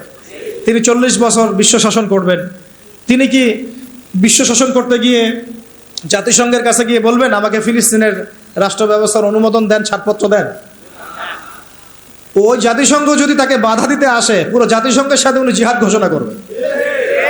তিনি কি IMF এর কাছে গিয়ে বলবেন আমাকে ডলার দেন, লোন দেন? আপনাদের কি মনে হয়? তো এই বিষয়গুলো সামনে আসছে। বিশ্ব ব্যবস্থার গন্তব্য হচ্ছে ইসলামী খেলাফা। এই বিশ্বের গন্তব্য কি? আস্তে আস্তে আবারও ইসলামী খেলাফার দিকে আসবে। নবুয়তের আদলে খেলাফা আসবে, আবার নবুয়তের আদলে খেলাফা আসবে ইনশাআল্লাহ। এখন আমরা জানলাম যে খেলাফা দিয়েই শুরু হয়েছে, খিলাফা দিয়েই শেষ হবে। তাহলে ভাই আমরা মাঝখানে কি করতেছি? আমরা মাঝখানে আসলে কি করতেছে? তাহলে আমাদের এই পলিটিশিয়ানদেরকে কে বুঝাবে বলেন? কার এই ক্ষমতা আছে তাদেরকে বুঝায়? কিছু বিষয় আছে, কিছু মানুষ বুঝতে চায়, কিছু মানুষ বুঝতে চায়, আর কিছু মানুষ তো বোঝার কোশিশও করে না। কিছু আছে অবুঝ, যাদেরকে বুঝানো যায়, আর কিছু না বুঝ, যতই বুঝান বুঝবে না। এটা কি বলা হয়? এটা কি বলা হয় না বুঝ? কখনোই বুঝবে না। সুম্মুন বুকমুন উমিয়ুন ফাহুম লা ইয়ারজিউন, এরকম আর কি। এর কথা হচ্ছে দাওয়াত তো দিতে হবে আমাদেরকে, বুঝুক আর না বুঝুক আমরা কি করব? দাওয়াত দিব। নবী সাল্লাল্লাহু আলাইহি ওয়াসাল্লাম আবু জেহেল, আবু লাহাবদেরকে দাওয়াত দিয়েছেন না? উতবা, শাইবাদেরকে দাওয়াত দিয়েছেন না? তারা কেউ মেনেছে, কেউ মানে নাই। ওমর রাদিয়াল্লাহু আনহু দাওয়াত কবুল করেছেন, হামজা রাদিয়াল্লাহু আনহু দাওয়াত কবুল করেছেন, খালিদ বিন ওয়ালিদ দাওয়াত কবুল করেছেন। কিন্তু দেখা গেছে আবু জেহেল, আবু লাহাব, উতবা, শাইবা, আশনাক বিন শরীকেরা দাওয়াত কবুল করে নাই। কিন্তু আমাদের দাওয়াতটা সব মহলেই প্রচার করতে হবে। আল্লাহ পাক আমাদেরকে বোঝার তৌফিক দান করেন। শুধু পলিটিশিয়ান না, বরং প্রশাসনে যারা আছি আমরা, প্রশাসনে যারা আছেন, গোয়েন্দা সংস্থা যারা আছে, যারা আপনার বুদ্ধিজীবী বলে দাবি করেন নিজেদেরকে, যারা শিক্ষক আছেন, যারা গার্মেন্ট সেক্টরে আছেন, ছাত্র ভাইরা, আওয়ামরা, নারীরা, সবার মধ্যেই দাওয়াতটা দিতে হবে। শুধুমাত্র আমাদের দাড়ি টুপিওয়ালা মানুষদের মধ্যেই দাওয়াতটাকে সীমাবদ্ধ রাখলে কিন্তু চলবে না, কারণ তারাও সমাজের একটা বড় অংশ। তাদেরকে বাদ দিয়ে কিন্তু আমরা কাজ করতে পারছি না। আল্লাহ পাক আমাদের সব মহলে দাওয়াতের কাজ করার তৌফিক দান করেন। ধরেন আমাদের সামরিক কোনো প্রশিক্ষণ নাই, আছে? নাই। কিন্তু আমাদের আর্মি অফিসার ভাইদেরকে যদি আমরা দাওয়াত দিয়ে তাওহীদ বুঝাতে পারি, রিসালাত বুঝাতে পারি, আখিরাত চেনাতে পারি, আল্লাহ পাকের শরিয়া আইন, ইসলামী রাষ্ট্রের গুরুত্ব, এই তাগুত, এই কুফর, শিরক, নেফাক, এগুলো স্পষ্ট করতে পারি, জিহাদ তো তারাই করবে ইনশাআল্লাহ, তাই না? প্রশিক্ষণ তাদের আছে, তাদের ওই যোগ্যতা আছে, তাদের সেই ম্যাচুরিটি আছে, তাদের বিচক্ষণতা আছে, দেখবেন তারাই আমাদের চেয়ে ভালো যুদ্ধ করতে পারবে। তাহলে যদি আমরা আজ হোক আর কাল হোক, আল্লাহ জানেন ভালো, আমরা জানি না, যদি কোনো কুফার শক্তির সাথে আমাদের কখনো কনফ্লিক্ট হয়, তাহলে সামনে কারা থাকবে? তাদেরকেই তো রাখতে হবে। এই জন্য দাওয়াত তাদেরকেও দিতে হবে অবশ্যই। এই দাওয়াতটা আমাদের একটু ঘাটতি হয়ে গেছে বলে আমি মনে করি। অনেক ওলামায়ে কেরাম একমত হন যে আসলে সব মহলে দাওয়াতটা এইভাবে প্রচার হচ্ছে না। আমরা চিন্তাটা তো এমন থাকা উচিত যে গুম হয়ে গেলেও আমি ওই সেলে বসেও দাওয়াতি কাজ করব, জেলখানায় চলে গেলে ওখানেও আমি দাওয়াতি কাজ করব। এটাও সুন্নাহ, তো এটাও তো সুন্নাহ। মানে এভাবে দাওয়াতি কাজ করলে অনেক ফলাফল হয়, ফলাফল আসে। এখন বাংলাদেশে বহু আর্মি অফিসার, মেজর, কর্নেল, র্যাবের অফিসার তওবা করে ফিরে আসতেছে, পুলিশের অফিসার তওবা করে ফিরে আসতেছে, বিজিবির ভাইরা দেখবেন অনেকে মাশাআল্লাহ কঠিন প্র্যাকটিসিং মুসলিম আছে। এই সমস্ত ভাইদের কাছে আমাদেরকে দাওয়াত দিতে হবে। কিসের দাওয়াত দিব? যে ভাই আমরা মুসলিম, দুনিয়াতে একবারই আসছি, আর দ্বিতীয়বার আসতে পারবো না। যতদিন বাঁচতেছি আল্লাহর বিধান মেনে বাঁচবো, আল্লাহর বিধান দ্বারা সমাজ এবং রাষ্ট্র গড়ার চেষ্টা করবো।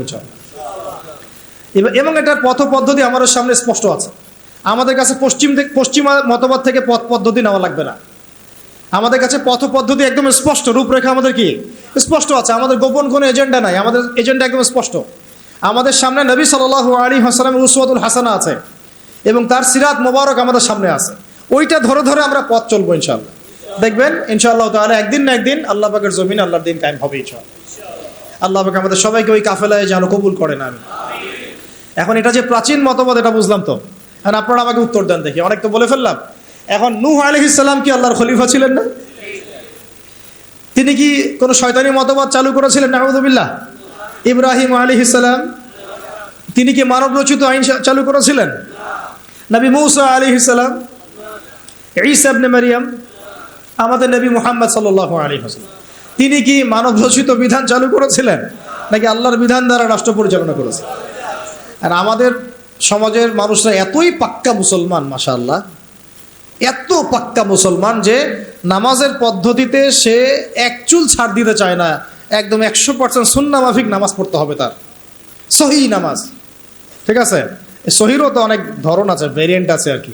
কিছু আছে আবার সহিহ সুরতেই জয়ীফ। ঠিক আছে, বলতেছে সহিহ, ওইটাই যে আবার একটা জয়ীফ আকীদা, ওটা সে বুঝতে পারতেছে না। ওইটা আলোচনা না আমাদের। কথা হচ্ছে আমরা নামাজের ক্ষেত্রে দেখা যায় অনেক সময় খুব সতর্ক যে 100% আমি নবী সাল্লাল্লাহু আলাইহি ওয়াসাল্লামের সুন্নাহ মাফিক নামাজ পড়তে হবে। কিন্তু সেই নবী মুহাম্মদ সাল্লাল্লাহু আলাইহি ওয়াসাল্লামের সুন্নাহ মোতাবেক শিক্ষা ব্যবস্থা করা যায় না, তারপরে সংস্কৃতি সাজানো যায় না, ওই নবীর সুন্নাহ অনুযায়ী অর্থনীতি সাজানো যায় না, ওই নবীর সুন্নাহ অনুযায়ী রাষ্ট্র সাজানো যায় না, রাজনীতিও করা যায় না। তো এই যে একটা জাহালাত, দেখেন কত মুসলিম, কত পাক্কা মুসলমান আমরা। আমাদের চেয়ে বড় মুসলমান কি আছে নাকি পৃথিবীতে কোথাও? হ্যাঁ বলেন। যারা ব্যক্তি জীবনে একদম চুল ছেঁড়া সুন্নতের অনুসরণ করতে চায়, নামাজে, রোজায়, হজে, জাকাতে, এমনকি যারা তাগুত, যারা কুফফারদের দাসত্ব করে, যারা ভারতের দালালি করেছে, যারা পশ্চিমাদের দাসত্ব করেছে, এরাও যদি উমরা করতে যায় আমাদের কাছেই মাসালা জিজ্ঞাসা করবে, এই মাসালাটা কি এইভাবে, ওইটা কি এইভাবে, এটা কি এমন করে, সেটা কি এমন করে। ওইখানে সে কোনো ছাড় দিতে রাজি না, বিষয়টা তাই না? কিন্তু সেই ব্যক্তি যখন আবার অফিসে বসছে, চেয়ারে, ব্যাংকের চেয়ারে বসছে, সুদ আর সুদ, সুদ আর সুদ, সুদ আর সুদ। ওই ব্যক্তি যখন সমাজের নেতা, তখন দেখবেন দুনিয়ার সব মানব রচিত বিধান দিয়ে সে সমাজ পরিচালনা করার চেষ্টা করতেছে। ওই ব্যক্তি সাংস্কৃতিক অঙ্গনে দেখেন ভারতীয় সংস্কৃতি, বিজাতীয় সংস্কৃতি, পশ্চিমা সংস্কৃতির দাসত্ব করে।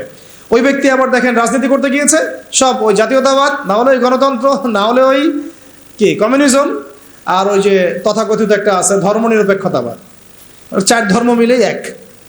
নাউযুবিল্লাহি মিন যালিক। তো এগুলো নিয়ে, এই মতবাদগুলো নিয়ে আরেকদিন কথা বলবো ইনশাআল্লাহ। এগুলো প্রত্যেকটা মতবাদের মধ্যেই মারাত্মক রকমের কিছু কিছু কুফর আছে এবং শিরক আছে। আর ডেমোক্রেসি বলতে তারা যেটা বোঝাচ্ছে, আর প্রকৃত ডেমোক্রেসি আসলে এমন নয়। তারা যেটা চর্চা করছে এটা হচ্ছে একটা তথাকথিত গণতন্ত্র, এটা প্রকৃত গণতন্ত্র নয়। যদি আপনি প্রকৃত গণতন্ত্রের উদাহরণ নিতে চান, যে জনগণের উপর ন্যায় বিচার করা হবে, তাদের অধিকার নিশ্চিত করা হবে, তাহলে সবচেয়ে জাজল্যমান দৃষ্টান্ত হচ্ছে মদিনা রাষ্ট্র, নবী সাল্লাল্লাহু আলাইহি ওয়াসাল্লামের মদিনা রাষ্ট্র। ওখানে কি জনগণের উপর জুলুম হয়েছে? জনগণ মত প্রকাশ করে নাই, মত প্রকাশে স্বাধীন ছিল না। এমনকি উমর রাদিয়াল্লাহু আনহুর মতো মানুষ দাঁড়িয়ে খুতবা দিচ্ছেন, একজন মিম্বরের সামন থেকে বলে বসলেন যে আপনার গায়ে 2টা জামা কেন, আমাদের গায়ে একটা জামা। আপনি আগে অ্যান্সার দেন, জবাব দেন যে আপনার গায়ে 2টা জামা কিভাবে আসলো, তারপরে খুতবা শুরু করেন, তারপরে খুতবা শুনবো।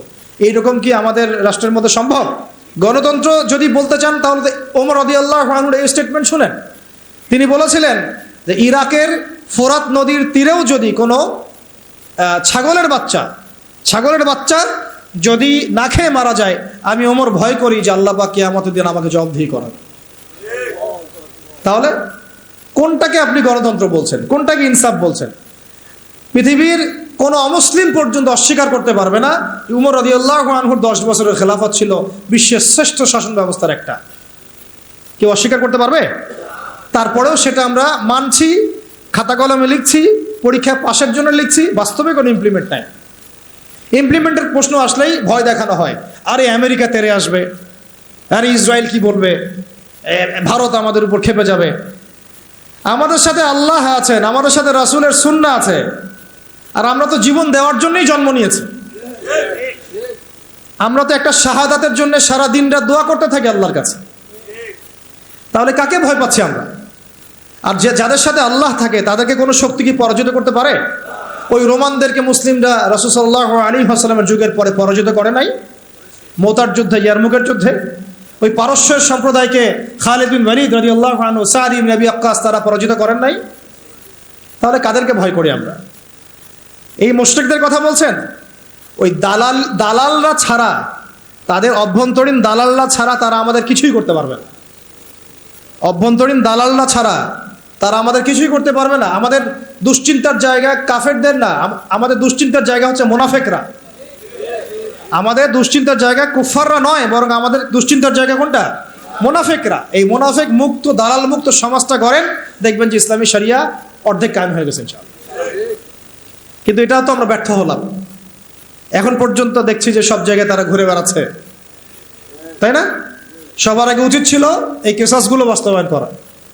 তো কেসাস শব্দই তো মানুষ শুনে নাই, বুঝে না, জানে না। নামাজ জিজ্ঞাসা করলে নামাজ বুঝে, রোজা বললে রোজা বুঝে, সওম বললে সওম বুঝে, যাকাত হয়তো বুঝে কিছুটা, সালাত বুঝে, তারাবি বুঝে, কেসাস বুঝে না। কেসাস মানে মুগ্ধকে যে হত্যা করেছে তাকেও হত্যা করতে হবে, নাম কেসাস। এই ভাষায় কথা বলা দরকার ছিল আমাদের। খুনের বিচার, এইসব শব্দ বাদ দেন। শব্দগত বিপ্লবের দরকার, শব্দগত বিপ্লবের দরকার আছে, ভাষাগত আদর্শের বিপ্লবের দরকার আছে। ওরা একটা শব্দ বলবে, আমাদেরকে কাউন্টার শব্দ বলতে হবে। ওরা যদি বলে আমরা ধর্মান্ধ, আমাদেরকে বলতে হবে এরা হচ্ছে সেকুলার অন্ধ, এরা নাস্তিক অন্ধ, এরা বামান্ধ। ওরা যদি আমাদেরকে মৌলবাদী বলে, আমরা ওদেরকে কাউন্টার শব্দ প্রয়োগ করব। ওরা আমাদেরকে বলে, কি বলে, আর কি কি শব্দ বলে বলেন? হ্যাঁ, জঙ্গি টঙ্গি বলে, আমরা বলবো এরা দালাল। এরা কি? এরা দালাল। ওরা যদি কাউকে জঙ্গি বলে, আমরা বলবো সে মুজাহিদ। সে কি? মুজাহিদ। ওরা যদি বলে ইসলামী আইন সেগুলো শেখেলে, আমরা বলবো ইসলাম চির আধুনিক, ইসলাম চির আধুনিক। ওরা বলেছে আমাদেরকে যে হত্যার বিচার। তো হত্যার বিচার শব্দ তো অতটা মনের মধ্যে আঘাত করে না, কিসাস শব্দ আঘাত করে। কিসাস আল্লাহর দেওয়া শব্দ। চোখের বদলে চোখ, দাঁতের বদলে দাঁত, জানের বদলে জান। এটা কি বাস্তবায়িত হয়েছে? আপনারাই বলেন তো, এই জুলাই বিপ্লবের পরেও কি হয়েছে? অথচ আমরা গতকালকে নিউজে দেখলাম, সিরিয়াতে কয়দিন আগে একটা ঘটনা ঘটেছে, দেখলেন না?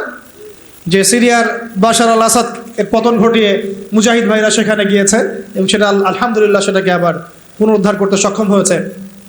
এই 24 দিনের মধ্যে তারা ওদের 36টা বড় বড় যারা জালেম ছিল ওদের বিচার করা শেষ ওদের। আর আমার দেশে কত বছর লাগতে পারে এগুলো করতে?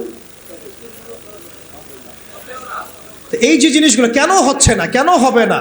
কারণ আমরা ইসলামী শরিয়া বা ইসলামী আইনটাকে বাস্তবায়ন করতে পারি নাই। ইসলামী শরিয়া আইন থাকলে এটা ইনস্ট্যান্ট ব্যাপার ছিল, ইনস্ট্যান্ট, দেন অ্যান্ড দেন কেসাস। খুন করেছো, ধরে নিয়ে আসা হবে, তার পরিবারকে আনা হবে, আর হত্যাকারীকে আনা হবে, পরিবারকে জিজ্ঞাসা করা হবে তোমার ওই সন্তানকে অমুক হত্যা করেছে, সাক্ষী আছে, প্রমাণ আছে, সব আমাদের কাছে দলিল প্রমাণ মওজুদ। তুমি কি তাকে মাফ করতে চাও? তুমি কি তাকে মাফ করে মুক্তিপণ নিতে চাও, না তার কেসাস চাও? দুটো অপশন দেওয়া হবে। যদি পরিবার বলে যে আমি মুক্তিপণ চাই, আমাকে 100 উটের মূল্য দিলে হবে বা এটা, তাহলে ওই ব্যক্তির বেঁচে থাকার সুযোগ আছে, ও ছাড়া পেয়ে গেল। যে খুন করেছে সে মাফ পেয়ে গেল, কারণ পরিবার তাকে মাফ করে দিয়েছে। অনেক ঘটনা এমনও ঘটেছে যে হ্যাঁ আমি তাকে মাফ করব যদি সে কোরআনে হাফেজ হয়, তাহলে জেলখানায় গিয়েছে, পুরো কোরআন হিফজ করেছে, তারপর সে ছাড়া পেয়েছে। এমন ঘটনা ঘটেছে ইসলামী শরিয়ার মধ্যে। আর যদি সে বলে না আমি আমার ছেলের বিচার চাই, কেসাস চাই, যেভাবে আমার ছেলেকে হত্যা করা হয়েছে ঠিক সেইভাবে আমি তার কেসাস চাই, ওইভাবেই ইসলামী আদালত তার কেসাস বাস্তবায়ন করবে। একেবারে কোর্ট মার্শাল শেষ, এত সময় লাগে না। চুরি করেছে প্রমাণিত হলে জুমার নামাজ শেষ, চোরদেরকে সামনে রাখা হবে, চোখ বন্ধ করে চোখ বেঁধে ফেলা হবে, হাত রাখা হবে, বাকি যারা ল বাস্তবায়ন করবেন তারা থাকবেন, উপস্থিত কিছু জনতাও থাকবে। ইনস্ট্যান্ট কবজি পর্যন্ত হাত কেটে ফেলা হবে, চোরের বিধান শেষ। জনগণ দেখলো চুরি করলে এই বিধান, আরো কি চুরি বাড়বে না কমবে? নিশ্চয়ই বাড়বে। কি মনে হয় আপনাদের? জেনা করেছে, যেটা জেনা একদম কমন আমাদের সমাজে, জেনা রন্ধ্রে রন্ধ্রে ঢুকে দেওয়া হয়েছে। কি স্কুলে, কি কলেজে, কি ইউনিভার্সিটিতে খালি জেনা। এটার শাস্তি 100 বেত্রাঘাত, তাও জনসমক্ষে। প্রমাণিত হয় অবিবাহিত 100 বেত্রাঘাত জনসমক্ষে, আর যদি বিবাহিত হয় এই যে পরকিয়া, দেবর ভাবি, শালি চলতেছে না এগুলা? কম না বেশি বলেন? প্রচুর প্রচুর, আশঙ্কাজনক। এগুলোর বিচার হচ্ছে কোমর পর্যন্ত মাটিতে পুঁতে রজম করা, পাথর নিক্ষেপ করে হত্যা করা। আল্লাহ নবী সাল্লাল্লাহু আলাইহি ওয়াসাল্লাম নিজে এগুলো করেছেন, নিজে। তো এই সুন্নাহগুলো কোথায়? জাদুঘরে থাকবে? যদি ইসলামী রাষ্ট্র ব্যবস্থায় শরিয়া পর্যন্ত আমরা যেতে না পারি, এগুলোর বাস্তবায়ন কখনোই হবে না, কখনোই হবে না। এগুলো কোরআনেই থাকবে, হাদিসেই থাকবে, পাতার মধ্যে পড়েই থাকবে, আমরা বাস্তবায়ন করতে পারবো না। আর বাস্তবায়িত না হলে সমাজ কখনোই পাপমুক্ত এবং জুলুম মুক্ত হবে না কখনো।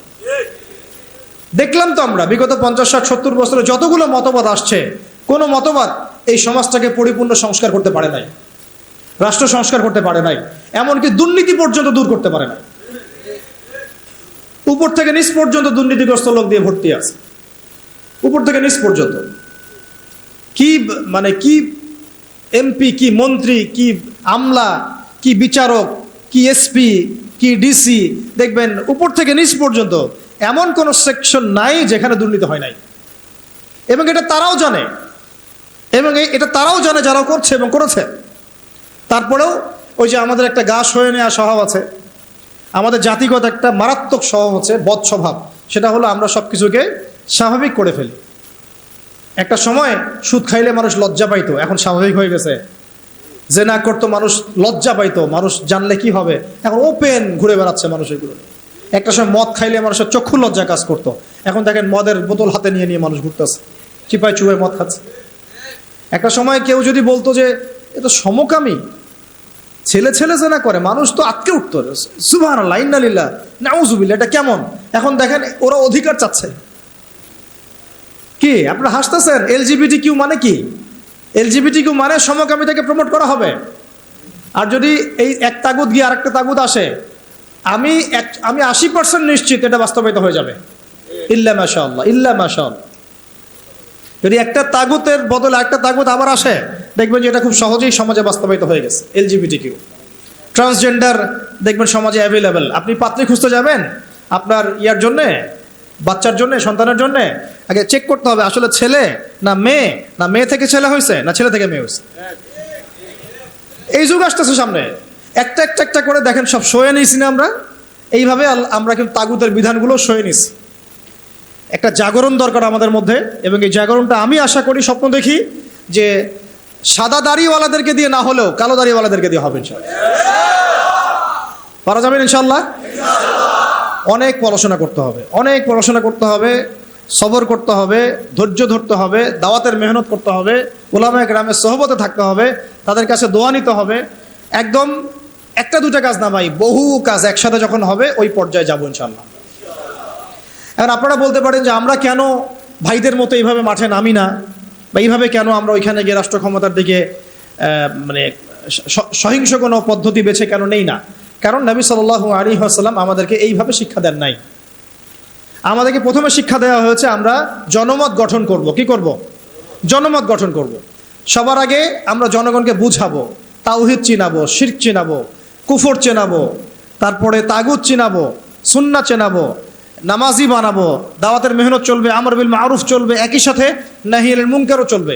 ইসলামী রাষ্ট্র ব্যবস্থার গুরুত্ব, ফজিলত, না থাকার ক্ষতি সবার সামনে উপস্থাপন করতে হবে। একটা জামাত তৈরি করতে হবে, আমাদের একজন ইমাম লাগবে, আমির লাগবে। এগুলো যখন একত্রিত হবে ইনশাআল্লাহ দেখবেন বাকি কাজ হয়ে গেছে ইনশাআল্লাহ। একটা ঘটনা একটা প্রেক্ষাপটকে জন্ম দেয়। কোঠা আন্দোলনের একটা ঘটনা ছিল, একটা ঘটনা, সেটা আজকে দেখেন সার্জিসদেরকে নিয়ে আসছে এই জায়গায়, নিয়ে আসে নাই?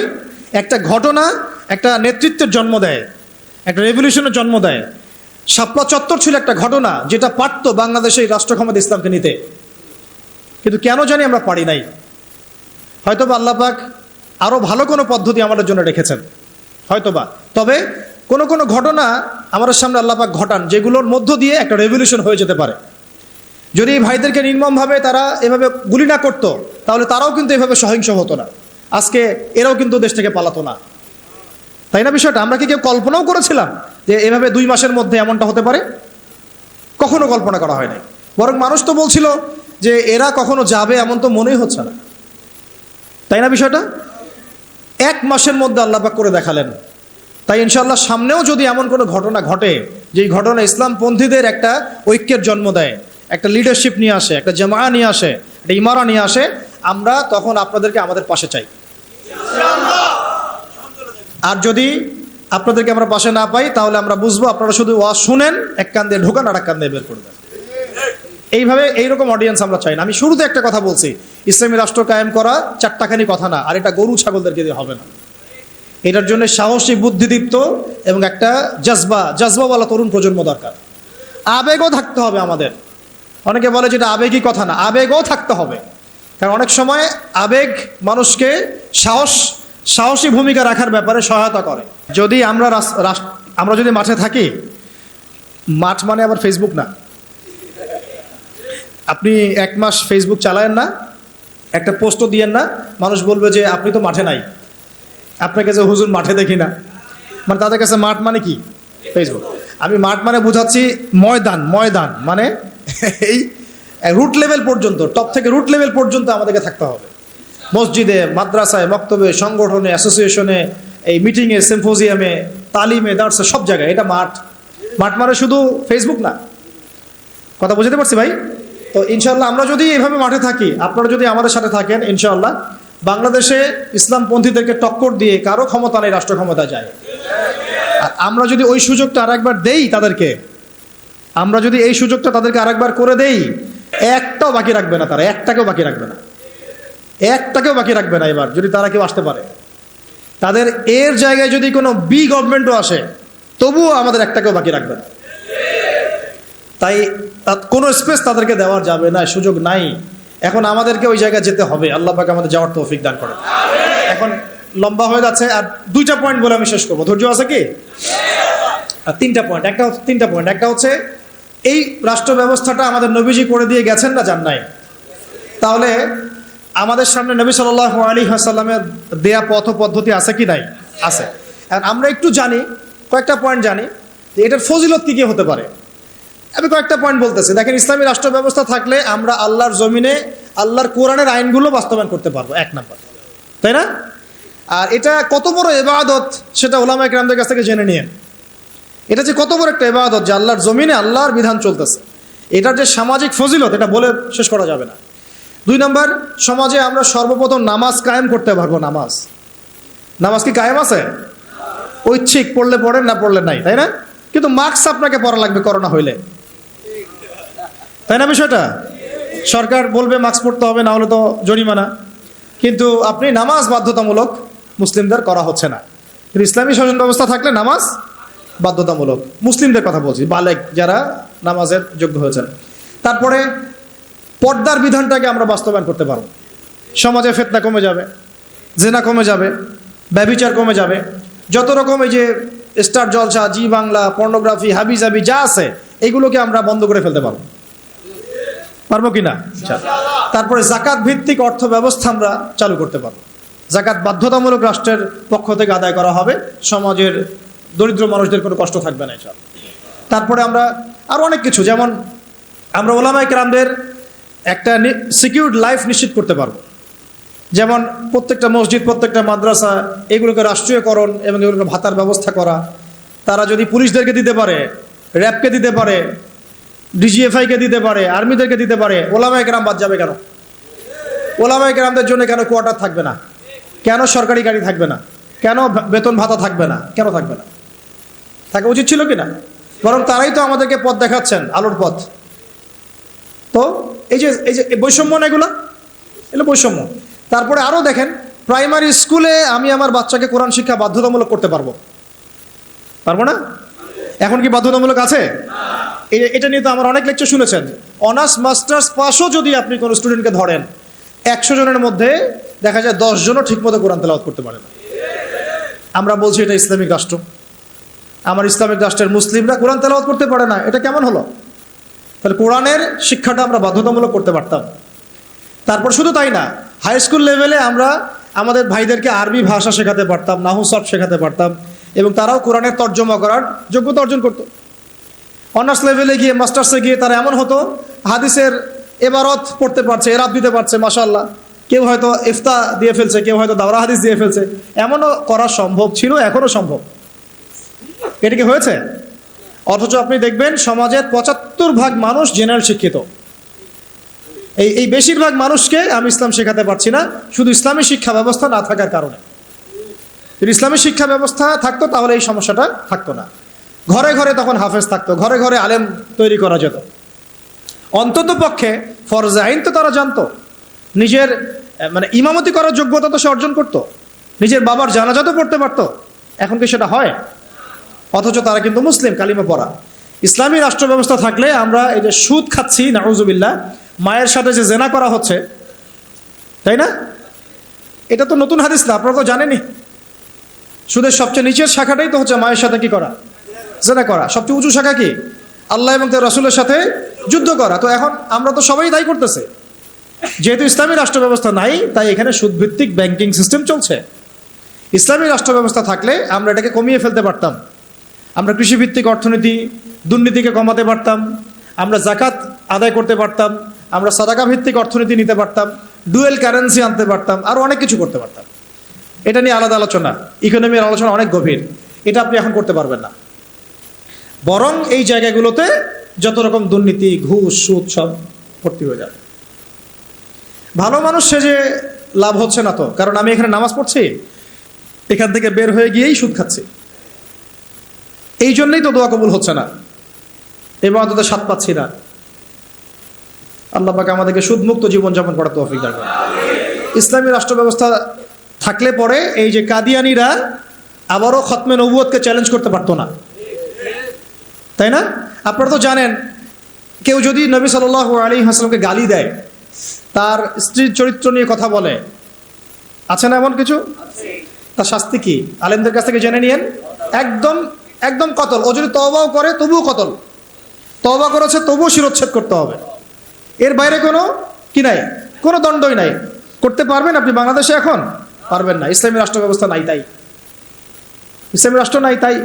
বরং যদি আপনি তাদের বিরুদ্ধে কিছু বলেন, বা কেউ যদি এগ্রেসিভ হয়ে নিজের হাতে দায়িত্ব তুলে নিয়ে এই কাজটা করে ফেলে, তাহলে তাকে ওই জেলে ঢুকে রেখে দিবে, যাবজ্জীবন কারাদণ্ড দিয়ে দিবে, ফাঁসি দিয়ে দিবে। অথচ সেই ব্যক্তি একজন বীর পুরুষ, যে নবী সাল্লাল্লাহু আলাইহি ওয়াসাল্লামের শানে কটূক্তিকারীকে হত্যা করেছে। ও আমাদের আগে জান্নাতে যাবে ইনশাআল্লাহ। সে হচ্ছে রাসূলের প্রকৃত আশিকে রাসূল। এটা আমাদের চোখে সে একজন কি অপরাধী, তাই না? এই হলো সেকুলার রাষ্ট্র এবং অনইসলামিক রাষ্ট্রের, ইসলামী রাষ্ট্র না থাকার কুফর এগুলো। তো যাই হোক, এখন আপনারা জানেন শাতেম, এটাকে বলা হয় শাতেমে রাসূল। তো শাতেমে রাসূলের শাস্তি যদি এটা হয়, তাহলে যে নবুয়ত দাবি করতেছে ওর কি শাস্তি হয়? আপনারা বলেন তো কোনটা বড় অপরাধ? দেখি বুদ্ধি কত আপনাদের। কেউ একজন নবী সাল্লাল্লাহু আলাইহি ওয়াসাল্লামকে গালি দিচ্ছে, এটা তো মহাপাপ, বিশাল অপরাধ, হত্যাযজ্ঞ। আর একজন গালি দেয় নাই, কিন্তু সে নিজেই নিজেকে নবী দাবি করতেছে নবী সাল্লাল্লাহু আলাইহি ওয়াসাল্লামের পরে। বলেন তো, তাহলে এই যে এদেরকে কয়বার ফাঁসি দেওয়া দরকার ছিল? ওরা আমাদের এখানে ব্যবসা করতেছে, ওই যে বললাম, বাথরুমের বদনা থেকে শুরু কইরা আপনার বাসার বেড পর্যন্ত ওদের কোম্পানির। বিকল্প ফিকিরটা কোথায়? এদেরকে স্পেসটা কে করে দিল? তো নিশ্চয়ই মুসলিম রাষ্ট্রের প্রধান।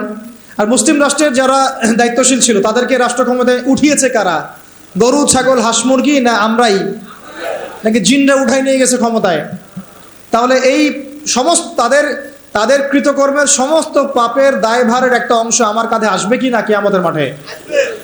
বাস দেওয়ার জন্য প্রস্তুতি নেন তাহলে। এখন বাংলাদেশের মানুষের এটা, আমাদের দেশের মানুষের এটা হচ্ছে একটা প্রাপ্য। এই জুলুমগুলো আমাদের প্রাপ্য, কারণ আমরাই জালেমদেরকে উপরে উঠেছি। এটা আমাদের প্রাপ্য, আমরা রিজার্ভ করি এটা। আল্লাহ পাক আমাদের যে কবে মাথা খুলবেন আল্লাহই ভালো জানে। এখনো সময় আছে, চোখ খুলেন, চোখ খুলেন। এই চোখ না, এই যে এই চোখ খুলেন। কোন চোখ খুলেন? দিলের চোখ খুলেন, বোঝার চেষ্টা করেন। আপনি যদি একজনকে উঠাই দেন উপরে, যে ওখানে গিয়ে দুর্নীতি করছে, করাপশন করছে, সমকামিতা চালু করছে, সুদ চালু করতেছে, এই নাস্তিকদেরকে স্পেস দিচ্ছে, হ্যাঁ, কাফেরদের দালালি করতেছে, ওর সমস্ত গুণের একটা দায়ভার আমার কাঁধে আসবে। এটা তো অবশ্যই ফতোয়ার মধ্যে পাওয়া যায়, কারণ আমি তাকে সাপোর্ট করেছি, সমর্থন করেছি। কোনো সময় তো বহু দাড়ি টুপিওয়ালা তাদের দালালিও করেছে, করে নাই? তাদের পক্ষে কথা বলেছে, স্পেস দিয়েছে। পক্ষে কেন বলতে যাব? কিছু বলার নাই, অন্তত চুপ করে থাকি। মানুষ বুঝে নেবে যে আমি কেন চুপ করে আছি। মানুষ তো বুঝে কেন চুপ করে আছে, মানুষ বুঝবে। যাই হোক ভাই, ইসলামী রাষ্ট্র ব্যবস্থা থাকলে এরকম অনেক সুফল আছে। সালাত কায়েম করা যাবে, যাকাত কায়েম করা যাবে, হজ সহজ করা যাবে, সিন্ডিকেট কমায় ফেলা যাবে। রাষ্ট্র থেকে হজ করানো যায়। কিন্তু খলিফা মামুনুর রশিদের নাম শুনেছেন কিনা, এবং হারুনুর রশিদ তার নাম শুনেছেন কিনা? এরকম অনেক আব্বাসীয় খলিফা ছিলেন যারা প্রতি বছর রাষ্ট্র ব্যবস্থার মধ্য দিয়ে এরকম হাজার হাজার মানুষের ফ্রিতে হজ করাতেন, এবং হজের খরচ নিজে বহন করতেন, রাষ্ট্র দিয়ে বহন করাতেন। তারপরে এই যে বললাম, মসজিদ মাদ্রাসাগুলো উন্নয়ন করা সম্ভব, শিক্ষাক্ষেত্রে ইসলাম নিয়ে আসা সম্ভব, ব্যাংকিং সেক্টরে ইসলাম নিয়ে আসা সম্ভব, সমাজ ব্যবস্থায় ইসলাম বিরোধী সমস্ত মতবাদকে সরিয়ে ফেলা সম্ভব, ইসলাম বিদ্বেষী অপতৎপরতাগুলোকে কমিয়ে ফেলা সম্ভব, এবং সবচেয়ে বড় কথা, রাজনৈতিক অঙ্গনে গিয়ে আল্লাহ পাকের জমিনে আল্লাহর সংবিধান বাস্তবায়ন করা সম্ভব। এটা সবচেয়ে বড় কাজ। শুধু তাই নয়, যদি এরকম ইসলামী রাষ্ট্র কায়েম হয়, তখন ওই রাষ্ট্রের দিকে যদি কেউ চোখ দেয়, তখন ওই চোখ উপড়ে ফেলার জন্য জিহাদও করার সুযোগ থাকে। কারণ জিহাদ তো করেছেন নবী সাল্লাল্লাহু আলাইহি ওয়াসাল্লাম মদিনা রাষ্ট্র কায়েম করার পরে, তাই না? মদিনা রাষ্ট্র কায়েম করার পরে কিন্তু সশস্ত্র যুদ্ধ হয়েছে, এটা মনে রাখবেন। মদিনা রাষ্ট্রটা কায়েম হয়ে যাওয়ার পরে কিন্তু একটা সশস্ত্র যুদ্ধ হয়েছে, গাজওয়া হয়েছে, সারিয়া হয়েছে, বদর, উহুদ, খন্দক, এগুলো হয়েছে। মক্কাতে কিন্তু এই যুদ্ধটা হয় নাই। মক্কায় হয়েছিল? মক্কায় কিন্তু যুদ্ধটা হয় নাই। মদিনায় হিজরত করে যাওয়ার পরে সেখানে তিনি রাষ্ট্র গঠন করেছেন, সামরিক বাহিনী শক্তিশালী করেছেন, অস্ত্রশস্ত্র নির্মাণ করেছেন, রাষ্ট্রের নিরাপত্তার স্বার্থে সারিয়া অভিযান হয়েছে। এরপরে কাফেরদের উপর আক্রমণগুলো হয়েছে। আর যদি কোনো কাফের আক্রমণ করতে আসতো, আমরা একদম উচিত শিক্ষা দিয়ে পাঠাইতাম ওদেরকে। এমন হতো না যে বর্ডারে একজন মানুষকে গুলি করে মারলো আর আমরা লাশ নিয়ে ভদ্রভাবে চলে আসলাম। এমন কাপুরুষ কখনো ইসলামিক রাষ্ট্র ছিল না। বরং একটা লাশ ফেললে আমরা 10টা ফেলে দিতাম। এরকম ছিল আমাদের জজবা, আমাদের অবস্থা। আল্লাহ পাক আমাদেরকে বোঝার তৌফিক দান করে নেন। তো ইসলামী রাষ্ট্র ব্যবস্থা থাকলে তখন রাষ্ট্রীয় আমির রাষ্ট্রীয় সেনাবাহিনী দিয়ে, আওয়ামদেরকে দিয়ে প্রয়োজনে সশস্ত্র যুদ্ধের অবস্থায়ও ভূমিকা রাখতে পারবে ইনশাআল্লাহ। তো এগুলা ইসলামী রাষ্ট্রের বহু ফজিলত, যেটা এক বৈঠকে আলোচনা করে শেষ করা যায় না। ইনশাআল্লাহ আরেক সামনের মাসে যদি আসি আবার কথা হবে ইনশাআল্লাহ। একদিন 2 দিন আলোচনা করে এগুলো বোঝানো যায় না। মাসিকভাবে চালু রাখতে হবে, মসজিদ ভিত্তিক, এবং পরিবেশ বজায় রাখতে হবে। এই যে এখন সুন্দর মতো বসে আছেন, কত সুন্দর মতো আলোচনাটা করা গেল। এই আলোচনাটা আমি কোনো মাহফিলে করতে পারতাম না। এই আলোচনাটা আমি কোনো মাহফিলে এখন পর্যন্ত এইভাবে করতে পারিও নাই, এই এখন যেটা পারলাম। এই জন্য বলি, মসজিদ ভিত্তিক এইরকম তালিমি বৈঠকগুলো, হালাকাগুলো বাড়ান ইনশাআল্লাহ, দিন কায়েম হয়ে যাবে ইনশাআল্লাহ। আর এখন একটা পয়েন্ট হচ্ছে, যদি না থাকে ইসলামী রাষ্ট্র, তাহলে ক্ষতিগুলো কি হয়? প্রথম ক্ষতি হচ্ছে নামাজ কায়েম হবে না। ব্যক্তি জীবনে কায়েম হতে পারে, রাষ্ট্রীয়ভাবে কায়েম হবে না। যাকাত বাধ্যতামূলক তোলার কোনো সুযোগই নেই। বরং যাকাতের কথা বাধ্যতামূলক বললেও আপনাকে ধরে নিয়ে যাচ্ছে অনেক সময়, তাই না? যাকাত বাধ্যতামূলক, এটা জানে কয়জন? অনেকেই জানে না। অনেকে মনে করে যাকাত না দিলেও মনে হয় আমি মুসলিম আছি। মান ফাররাকা বাইনা সালাতি ওয়া যাকাত ফাকাদ কাফারা, যে একটা স্পষ্ট উক্তি আছে, হাদিস থেকে পাওয়া যায়, উসুল থেকে পাওয়া যায়। কেউ যদি সালাত এবং যাকাতের মাঝে পার্থক্য করে, এটা যে কুফরি। এটা কি কুফরি? তো যাকাত দিচ্ছে না, দীর্ঘদিন বছরের পর বছর যাকাত দিচ্ছে না, কোনো ফিকিরই নাই।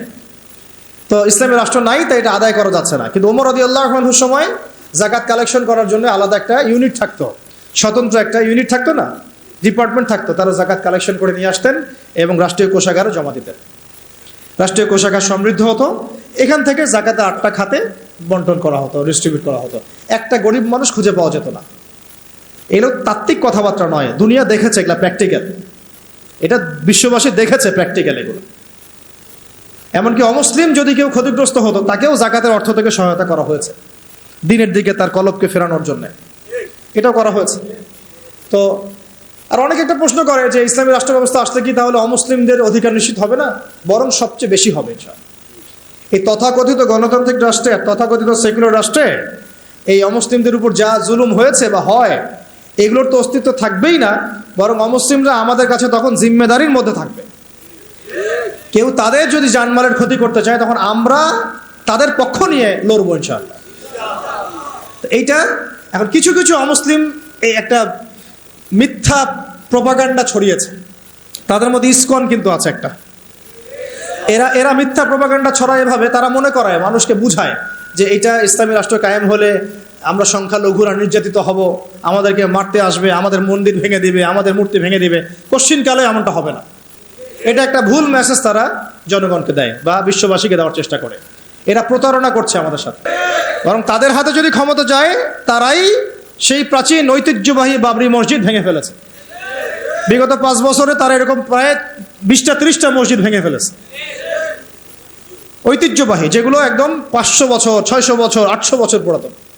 আমরা কি বাংলাদেশে কোনো মন্দির ভাঙছি? তাহলে যেখানে যেখানে মসজিদ ভাঙা হচ্ছে, ওইখানে গিয়ে সাম্প্রদায়িক সম্প্রীতির বুলি আওরাও তোমরা। আমাদের দেশে এরকম কোনো ঘটনা ঘটে নাই বা পরিস্থিতি নাই যেখানে এসে বলতে হবে সংখ্যালঘু নির্যাতিত হচ্ছে। এইগুলো ধোঁকাবাজি করে।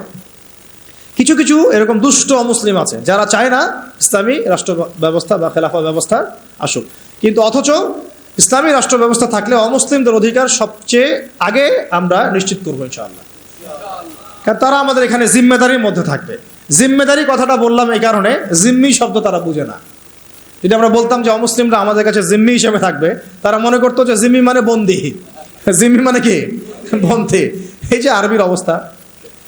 অথচ জিম্মি মানে হচ্ছে আমার জিম্মাদারির মধ্যে সে আছে, সে আমার দায়িত্বে আছে, আমার হেফাজতে আছে, আমার গার্ডিয়ানশিপে আছে। তার গায়ে যদি আঘাত করে আমি সে হাত ভেঙে ফেলবো। এটা হলো জিম্মাদারি, জিম্মির ব্যাখ্যা। তারা এভাবে ভুল মেসেজ দেয়। আল্লাহ পাক আমাদেরকে সত্য চেনার বোঝার তৌফিক দান করেন।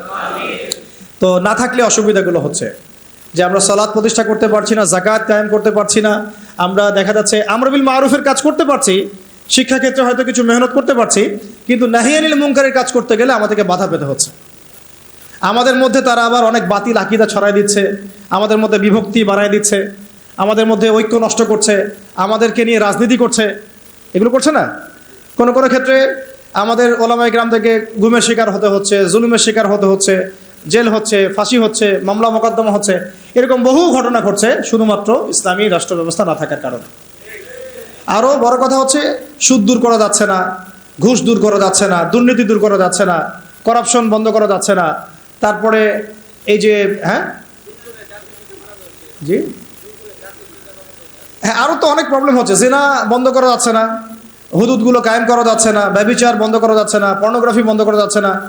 সমাজের যত জাহালাতের শেকড় আছে, এগুলোকে শেকড় থেকে উপড়ায় ফেলা যাচ্ছে না, শুধু ডালপালা কাটা যাচ্ছে। এই ডালটা কাটা যাচ্ছে, হয়তো এটা কাটা যাচ্ছে, কিন্তু শেকড় থেকেই যাচ্ছে। তো আমরা কি শেকড়টা উপড়ে ফেলা বুদ্ধিমানের কাজ, নাকি ডালপালা ছাটানো বুদ্ধিমানের কাজ? শেকড় উপড়ে ফেলতে হলে আমাদেরকে ওই রাষ্ট্র ব্যবস্থা দিকে যেতে হবে, তাহলে ইনশাল্লাহ আমরা গোড়ার থেকে সংস্কার করতে পারবো ইনশাল্লাহ। আর শেষ পয়েন্টটা হচ্ছে আমরা এটা করব কিভাবে। সিরাতের আদলে আমি একবার বলেছি, তো করার জন্য আমাদের আসলে ব্যক্তিগত পর্যায় থেকে শুরু করে সবার কিছু কাজ আছে। সেই কাজগুলো কি কি? এই কাজগুলো একটু মুখস্থ করেন। 1 নাম্বার হচ্ছে যে আমাদের সবাইকে প্রথমত দিনের শরঈ ইলম অর্জন করতে হবে। দিনের ইলম অর্জন করতে হবে। ইলম ছাড়া আমরা আসলে কিছুই করতে পারবো না। এবং ইলমটা আংশিক ইলম অর্জন করলে চলবে না, একটা পরিপূর্ণ ইলম আমাকে অর্জন করার চেষ্টা করতে হবে। এটা একদিনের বিষয় নয়, লেগে থাকতে হবে, সবর করতে হবে, ধৈর্য ধরতে হবে, আদব বজায় রাখতে হবে, আখলাক ঠিক রাখতে হবে, উলামায়ে কেরামের সোহবত লাগবে। এই বিষয়গুলো দরকার আছে। তারপরে ইনশাল্লাহ আমরা আলেম না হতে পারলেও তালেবে ইলম হবো ইনশাল্লাহ। সবাইকেই তালেবে ইলম হইতে হবে, 1 নাম্বার। 2 নাম্বার হচ্ছে শুধুমাত্র তাত্ত্বিক কথাবার্তা নয়, বরং আমলে নিজেকে প্রমাণ করতে হবে। আমলটাতে নিজেকে প্রমাণ করতে হবে। আর আমলের ক্ষেত্রে একবারে বেশি বোঝা চাপিয়ে না নিয়ে অল্প অল্প করে আস্তে আস্তে সামনে আগানো। আল্লাহ তৌফিক দান করে দেন। 3 নাম্বার হচ্ছে রিজিক হালাল করে ফেলতে হবে। হারাম রিজিকের মানুষদেরকে দিয়ে দিন কায়েম সম্ভব হবে না। ঠিক আছে? 3 নাম্বার, যত রকম সুদ ঘুষ আর এই এনজিও যেগুলো আছে, এগুলো থেকে নাম কাটায় ফেলেন, আল্লাহর রাস্তায় নাম কাটায় ফেলেন। 4 নাম্বার হচ্ছে যে আমরা সৎ কাজে আদেশ করি, মাশাআল্লাহ, এটা তো আমাদের মধ্যে চালু আছেই, তাবলীগের মেহনত চালু আছে, সব ঠিক আছে। অন্যায় কাজে নিষেধটাকে বাড়াতে হবে। অন্যায় নিষেধটাকে বাড়াতে হবে। সৎ কাজে আদেশের সাথে সাথে অন্যায়ের নিষেধটা বাড়াতে হবে। বরং এটা বেশি জরুরত হয়ে গেছে এখন। অন্যায় প্রতিবাদ না করলে, বাধা না দিলে এরা লাই পেয়ে যাবে। পাশে কনসার্ট হচ্ছে, আমরা যদি এখানে বয়ান করতে থাকি ফায়দা নাই। যদি আপনারা এখান থেকে 10 জন 50 জন গিয়ে ওকে বন্ধ করেন, তখন ফয়দা আছে। আর ওই ফয়দাটা কিন্তু এককেন্দ্রিক ফয়দা না, আপনার ফয়দা ভোগ করছে পুরো এলাকার মানুষ। ওই ধুমধারাক্কা গান বাজাতো পুরো এলাকা কলুষিত হচ্ছে, পুরো এলাকার মানুষকে পাপ করতে হচ্ছে। পুরো এলাকার মানুষের ঘুম নষ্ট হচ্ছে। আর আমি যদি ওদেরকে গিয়ে খালি মিষ্টি মিষ্টি দাওয়াত দেই, দেখা যাবে সে ওটাকে গায়ে লাগাবে না। যদি আমরা ঐক্যবদ্ধভাবে প্রতিবাদ করি, বন্ধ হয়ে যাবে। তাই আমর বিল মারুফের সাথে নাহি আনিল মুনকার থাকতে হবে, প্রত্যেকটা মসজিদ ভিত্তিক, এলাকা ভিত্তিক, এবং ওলামায়ে কেরাম তার নেতৃত্ব দিবেন ইনশাল্লাহ। মাশওয়ারা করে আগানো, মাশওয়ারা ছাড়া আবার না যাওয়া। তবে এখানে সাহসিকতার পরিচয় দিতে হবে, কারণ যারা পাপ করে, জুলুম করে, ওদের মন এমনি দুর্বল থাকে। একটু ধাক্কা দিলে দেখবেন কাঁপাকাঁপি শুরু করছে, এরকম হয়। আল্লাহ পাক আমাদের বোঝার তৌফিক দান করেন। আরেকটা বিষয় বলতে চাই যে পারিবারিক মূল্যবোধগুলোকে ঠিক করে ফেলা এবং সন্তান সন্ততিদেরকে মুজাহিদ হিসেবে মানুষ করতে শুরু করা। যদি পরিবার দেখা যায় যে অনেক বোঝানোর পরেও বা অনেক চেষ্টা করার পরেও আপনার আইডিওলজির সাথে ম্যাচ করছে না বা কোনোভাবেই পেরে ওঠা যাচ্ছে না, সেক্ষেত্রে আমি বলি প্রয়োজনে আসহাবুল কাহাফ হয়ে যান। প্রয়োজনে আসহাবুল কাহাফ হয়ে যান, তারপরেও নিজের লক্ষ্য থেকে বিচ্যুত হবেন না। বাচ্চাদেরকে একদম ডিনামাইট করে আগামী দিনের ওমর, হামজা, খালিদের মতো মানুষ করতে হবে। ঠিক আছে? একদম তাদেরকে নিয়ে কোনো ছাড় দেওয়ার কোনো সুযোগ নাই। নিজের ঘরটা হবে একটা ইসলামী রাষ্ট্র, মানে আপনার ঘরই একটা রাষ্ট্র।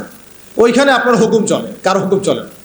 আল্লাহর হুকুম চলে, রাসূলের হুকুম চলে, এবং আপনি তার প্রতিনিধি। আপনি হচ্ছেন আপনার ঘরে আল্লাহর খলিফা। ঠিক আছে কথা? এরপরে প্রয়োজন হচ্ছে ওলামায়ে কেরামদের ঐক্য, যেটা নিয়ে আমরা বারবার কথা বলছি। ইনশাল্লাহ এই ঐক্য হয়ে যাবে ইনশাল্লাহ। ওলামায়ে কেরাম তো সব বুঝেনি মাশাআল্লাহ। কিছু বিষয় থাকে, এটা হয়তো মনস্তাত্ত্বিক কিছু বিষয় থাকতে পারে, আবার কখনো কখনো ভুল বোঝাবুঝি হয়, কখনো কখনো হতে পারে যে অনলাইনের কারণে একটা ফিতনা ক্রিয়েট হয়। হয়তো দুজনের সাথে কোনো খারাপ সম্পর্ক নাই, কিন্তু অনলাইনের কারণে, ইউটিউবিং, ফেসবুকিংয়ের কারণে দূরত্ব সৃষ্টি হয়ে গেছে। এমন হয় না? এই জন্য এদেরকে নিয়ন্ত্রণ করতে হবে। এটা বলতে ভুলে গেছিলাম, মিডিয়া নিয়ন্ত্রণ করতে হবে। মিডিয়া নিয়ন্ত্রণ না করলে আপনি দিন কায়েম করতে পারবেন না। মিডিয়াগুলোকে কন্ট্রোল করতে হবে এবং আমাদের স্বতন্ত্র মিডিয়া তৈরি করতে হবে। আর এই পশ্চিমা মিডিয়া, সেকুলার মিডিয়াগুলোর এই দিক থেকে চোখ ফিরে নিতে হবে। এদের কথা শোনা যাবে না, এদের কথা শোনাও যাবে না, এদের পত্রিকা পড়াও যাবে না। তো কি লেখে লিখুক, বরং ওটাকে কিভাবে ব্যান করা লাগে, বয়কট করা লাগে, আর এর বিকল্প কিভাবে পত্রিকা তৈরি করতে হয়, মিডিয়া তৈরি করতে হয়, এই ফিকির আমাদেরকে করতে হবে। মিডিয়া একটা যুদ্ধ। এখন মিডিয়া কি একটা যুদ্ধ। এই বাংলাদেশে এই হাজার হাজার ওলামায়ে কেরামের এই মাজলুমিয়াতের পিছনে দায়ী হচ্ছে প্রথম আলো ডেইলি স্টার।